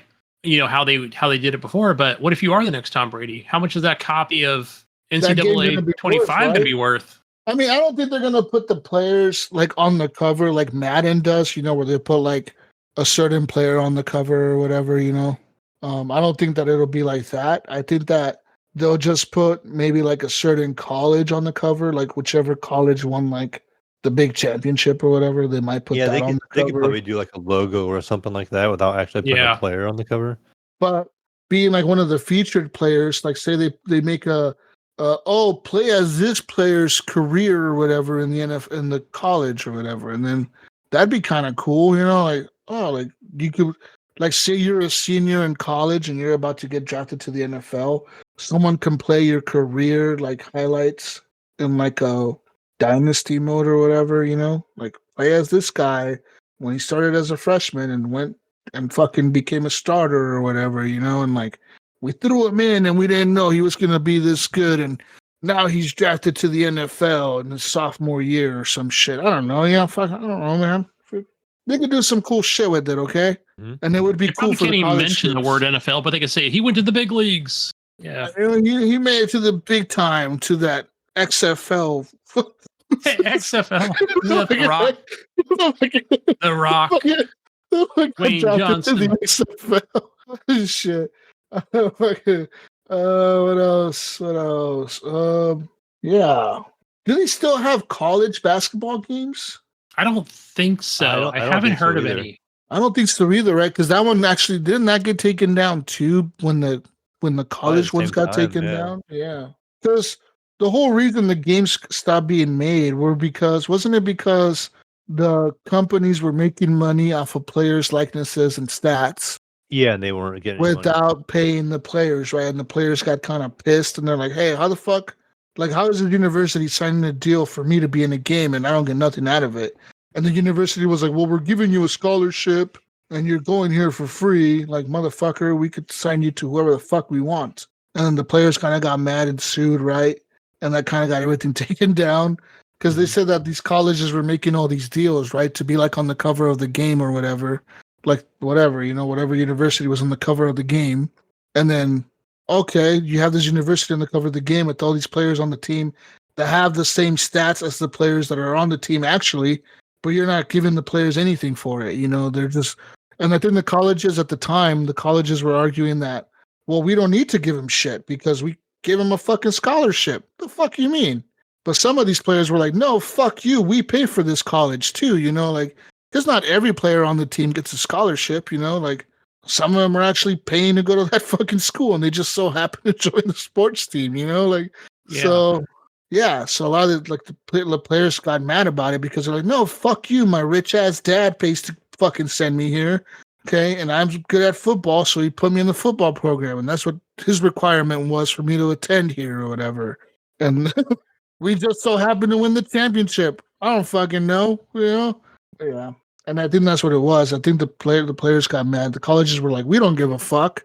And the players were like, no, fuck you, man. And then there was like a whole big Congress thing about it, where like they had a rule if like people should be used their likenesses in the game without being compensated. It was big news. Another, I got some breaking news for you here out of Colorado Springs. Okay, Colorado Springs breaking news here. Hold on. I gotta disable my ad blocker real quick. Okay. Oh, gotta read this breaking news. It's important. I know you guys want the Colorado Springs, Colorado breaking news, so I'm bringing it to you. Middle America. Yeah. It's not a flyover state, okay? People go to Denver. Tracy Cormani was terminated, Mayo, as principal at Pine Creek High School after multiple lavish purchases using unapproved district funds, including refrigerators, e-bikes, and PlayStations. These items were okay. He's not buying Xboxes, dude. Okay, he knows he's buying the PlayStations, the good console. Okay, these items were part of an incentive program to retain and encourage staff to participate in school events. KRDO 13 investigates obtained the investigation report by Academy District 20, which describes Cormani spending $18,452.06 in unapproved D20 funds during her 3 years as Pine Creek High School principal. As part of the investigation, Cormani was placed on administrative leave in January. This led to multiple protests from staff and students, including about a third of the school calling out in February. "We have done nothing wrong here," said Pam Krasowski, Cormani's administrative assistant, during February's protest. She said, "I can wholeheartedly say that as a person that has been interviewed, we need our principal back. It's really hard for us because we all love our principal, Mrs. Cormani. She's amazing. There's no words to describe her," said high school junior Cameron Cooper during the February protest. "Whenever you're down, you go in her office and play her PlayStation and talk to her. She makes you feel at home. She's just very loving and compassionate." Okay. Oh man. Okay. You know, if she bought me an e-bike and a PlayStation, I would have wrote the same thing. I would have said the same thing. Listen, man.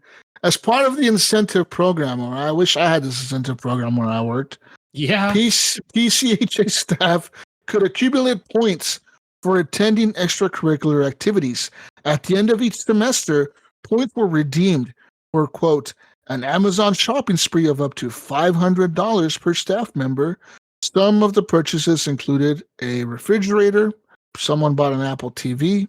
Some people bought AirPods. Some people bought Bose music equipment.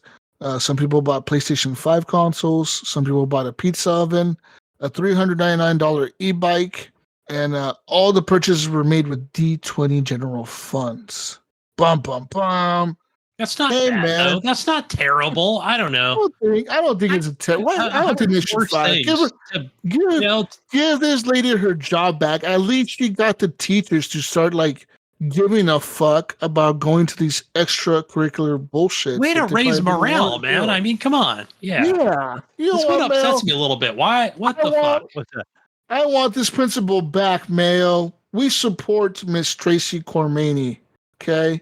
We want her back as principal of Pine Creek High School in Colorado Springs. Yes. All right. I'm going to sign the petition. Getty's signing the petition. We're signing it. You heard it here first, people. We want her back in office, okay? Listen, man. She's in there giving your teacher PlayStations and e-bikes, bro, okay? Giving them healthy things to do with their e-bike. You know, you can de-stress with the PlayStation. You know, you need a new refrigerator, Mayo. I got you. Everybody just signs the petition. It's 30 days to, that includes a PlayStation Plus subscription for 30 days. If you sign the petition. This is going to buy them with You're not getting an e-bike, but okay, that's a little much. But like, that's pretty cool, man. I don't know. I guess the issue is she's using the unallocated funds for it. But they should have a fund for this type of shit, shouldn't they, as a school district? I think every school district should have this type of fund. I know that they have. I mean, I don't know what the outline rules was, but... Hey, man, every district should have principal, you want to spend your money on some dumb shit for your teachers to give a fuck? fund. Okay, we approved it. Here you go. It's probably You like got- a pizza party and some other lame shit, you know? Yeah, we give you $200 a year. $200 to incentivize the teachers with the pizza party. Okay, that's more than enough incentive. Everybody For gets a the $25 teachers. Target gift card. All right, we do our best at this school district to give you guys good incentives with $200 a year. Look, she wants people to be healthy too, right? She bought them e-bikes and not just sitting there playing fucking Yeah. Call of And the Duty on their pizza oven, PlayStation or The Last of bro, Us. Come on. buying them pizza ovens and shit and cool Helldivers music 2, what's equipment. up? Yeah, this principal is cool as fuck. I knew this story was gonna piss me off. This is why Yeah, I that's a read it little now. fucking shitty. All right, fucking bullshit. I wanted to buy everyone. I wanted to get hired again and buy every student a PlayStation. Yeah. There should be an allocation for that for funds. I agree. Like, come on. I guess it was almost $20,000, but that's not a lot of money when you think about the well, how much dumb money they're shit. making. Yeah, the teachers don't It make all went much, to a good dude. cause. Yeah. All right, let's Come look up on. more news. All right, Jesus, I got one for you here because I like the Alright. Call of Duty Warzone mobile, right? Oh, That's what I like God. playing on because I own man, motherfuckers on mobile. I own them, Benny- Mayo. I Benny's own them on the playing all the iPad with a fucking- controller. Then he's playing all playing the with the- He's Yeah. playing fucking 3-year-olds that have their parents' iPhone. He's over there mouse and keyboard cheating, and he's probably like playing against people trying to use touch Right. controls on their phone. Dude, he's playing against toddlers that took their parents' phones to shut up. Actually, you know what I'm playing against? Bots, right? And I'm kicking the bots' ass. Let me tell you right now. Oh, wow. So on Reddit, there's been numerous complaints from the Warzone players, which has become more apparent as the days pass. A noticeable influx in the number of bot players across Warzone Mobile. Since Season 3 update, which came into effect at the same time as, PC and console, players have reportedly racked up more kills easily than before. I wonder why, right? I keep thinking the same thing. Maybe because I'm good. But in the same vein, who has had more bots on their team than real players? They've complained about being unfairly dominated in matches by opposing teams having a greater number of human bots, or humans versus bots. It seems that the sudden rise in the bot population have randomly plagued matches negatively, affecting players' immersion and overall experience. In the comments of these posts, there is a prevailing theme of dissatisfaction and annoyance at the matches being played against incompetent AI instead of human players. So yeah, no wonder I'm actually doing really good in this game because I'm getting the real players on my team. And we are dominating the bots, guys. But of course, I'm using a controller with good internet on an iPad. So, and yeah, it's like, but it's getting better. I actually like the game. But yeah, definitely I see the bots. I usually only get one on my team. I don't know what some people are saying they get two, but I disagree. I think it's more balanced than that.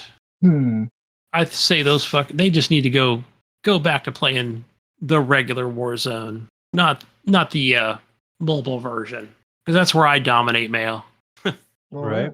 Well, that being said, I guess we're done. Do you have anything important to say, Mayo?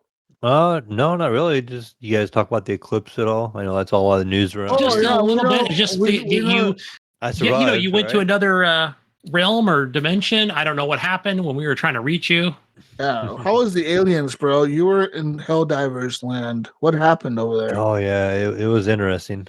No, I mean it was kind of cool though. Like I didn't know how many people we all excited for. Like even like just around my apartment complex, there's a couple like stores and stuff like here because I live by like a mall area, right? And you can see all the people like stop working and like walking outside and just looking at the sun and seeing it.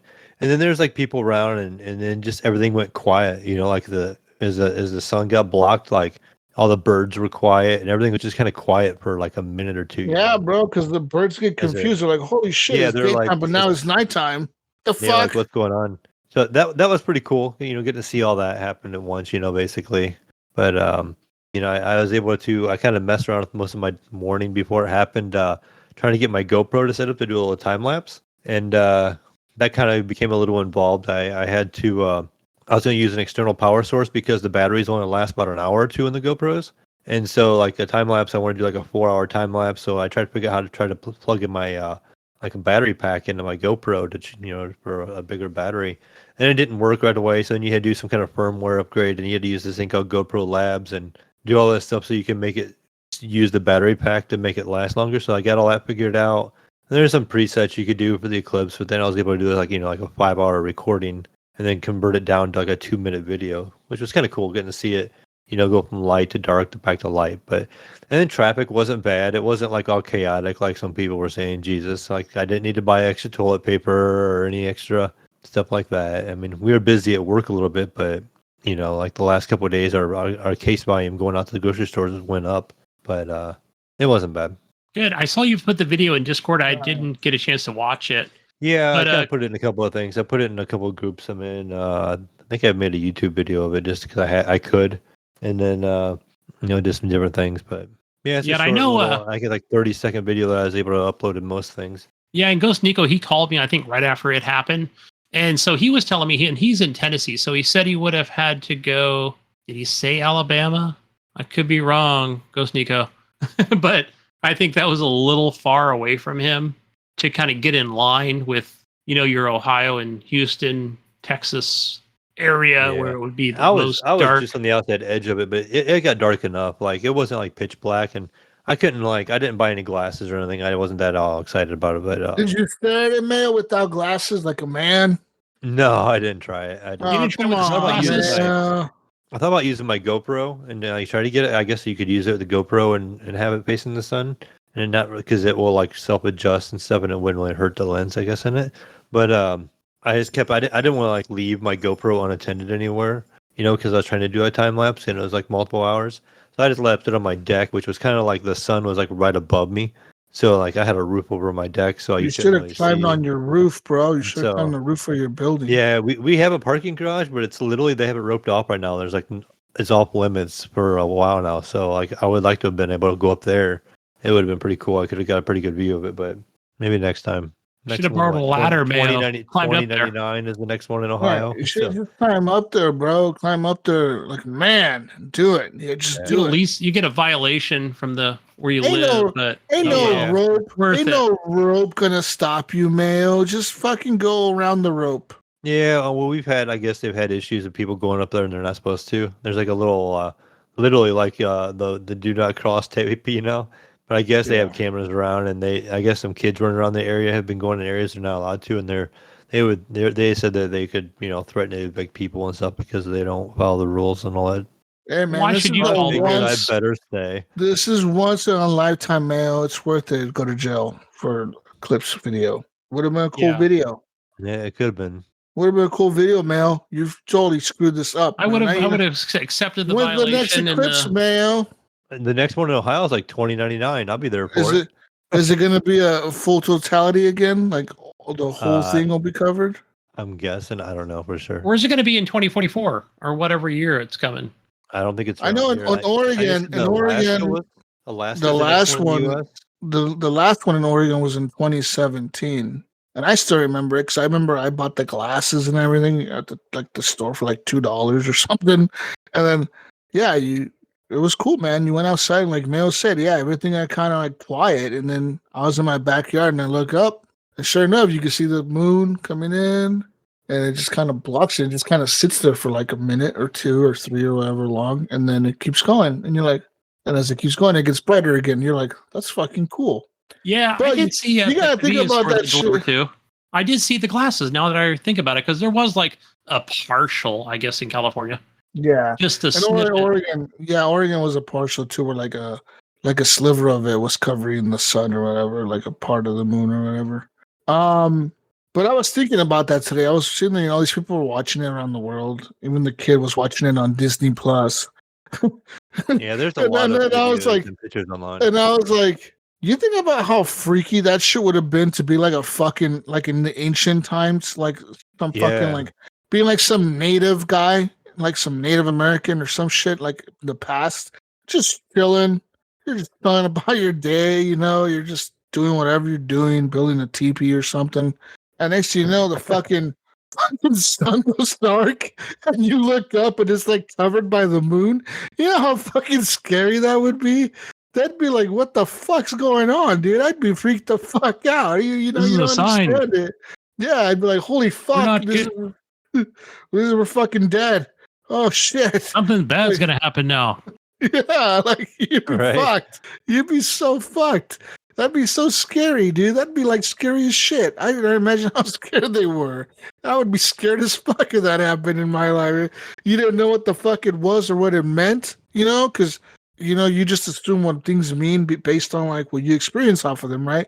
You know, it starts smelling like rain. It's gonna rain soon. You know, it gets colder. Winter's coming. You know, like that's because you experienced it, but then you fucking never experienced an eclipse, and all of a sudden it happens.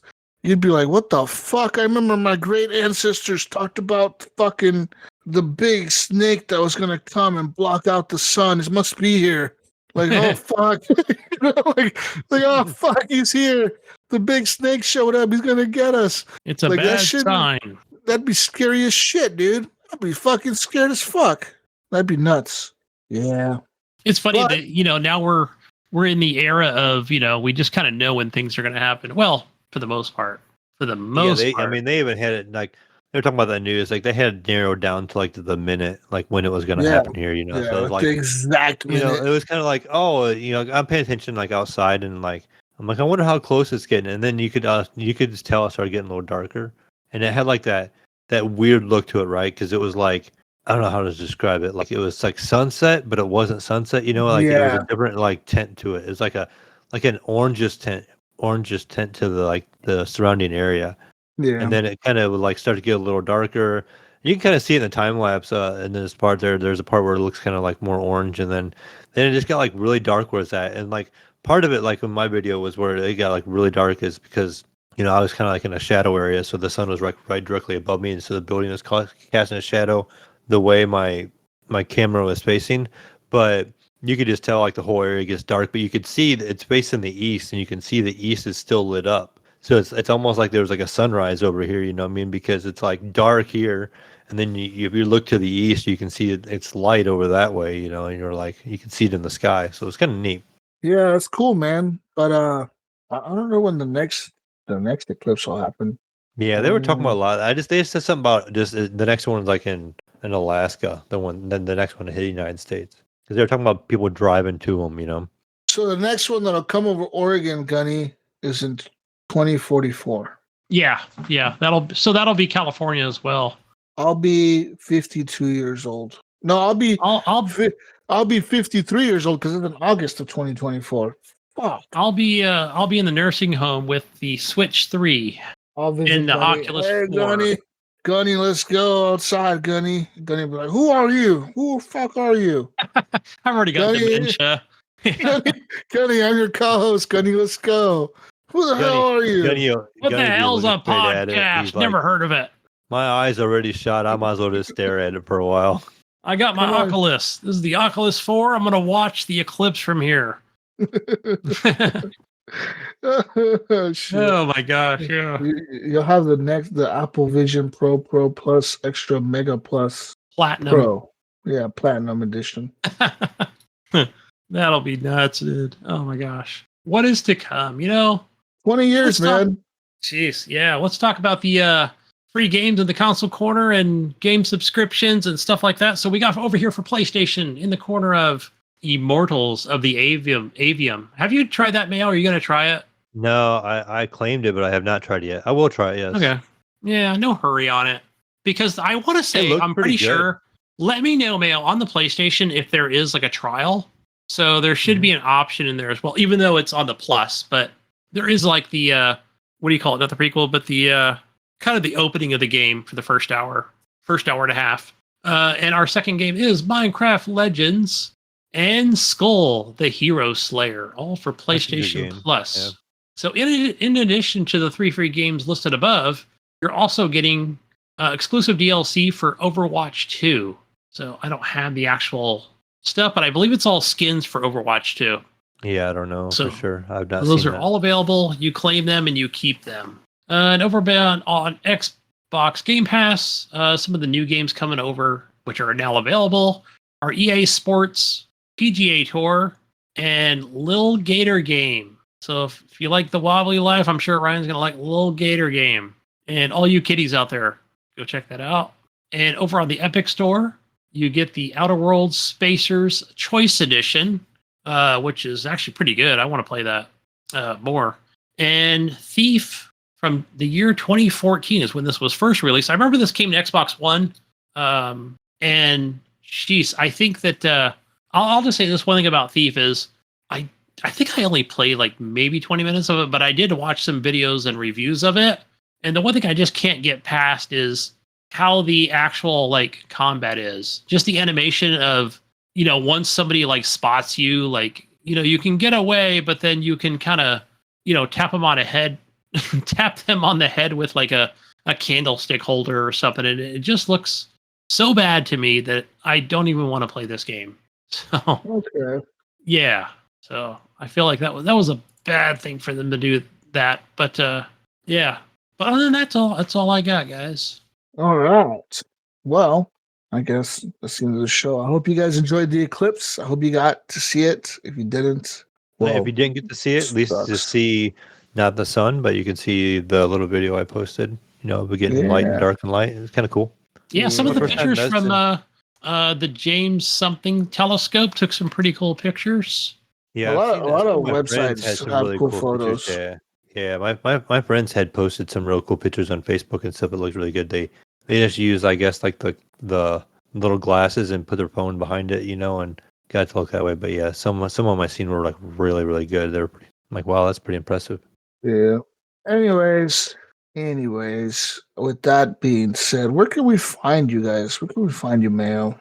You're gonna find me on the PlayStation, on Discord, on Steam, and all that stuff as the Mayo.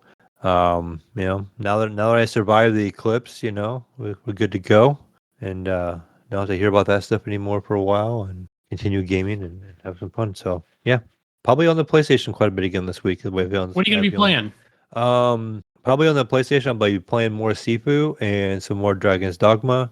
And on PC, on Steam, I'll probably be playing more Baltro. I picked that game up last week. Didn't talk about it yet, but game's a lot of fun. It's pretty easy to just kind of pick up and play in little spurts. And so, I'm working 7 days this week, so it's a busy week.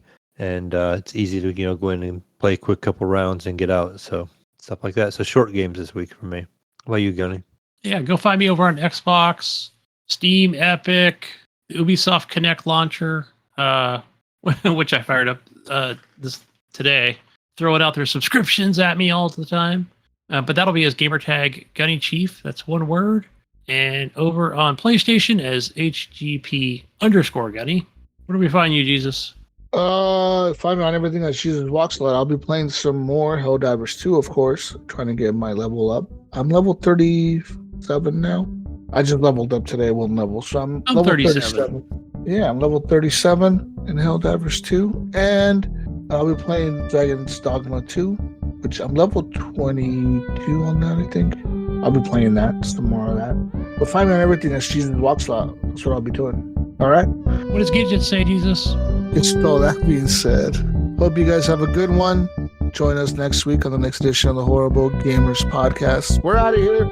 Peace out, Brussels sprouts. We are out of here. Yeah. Bye.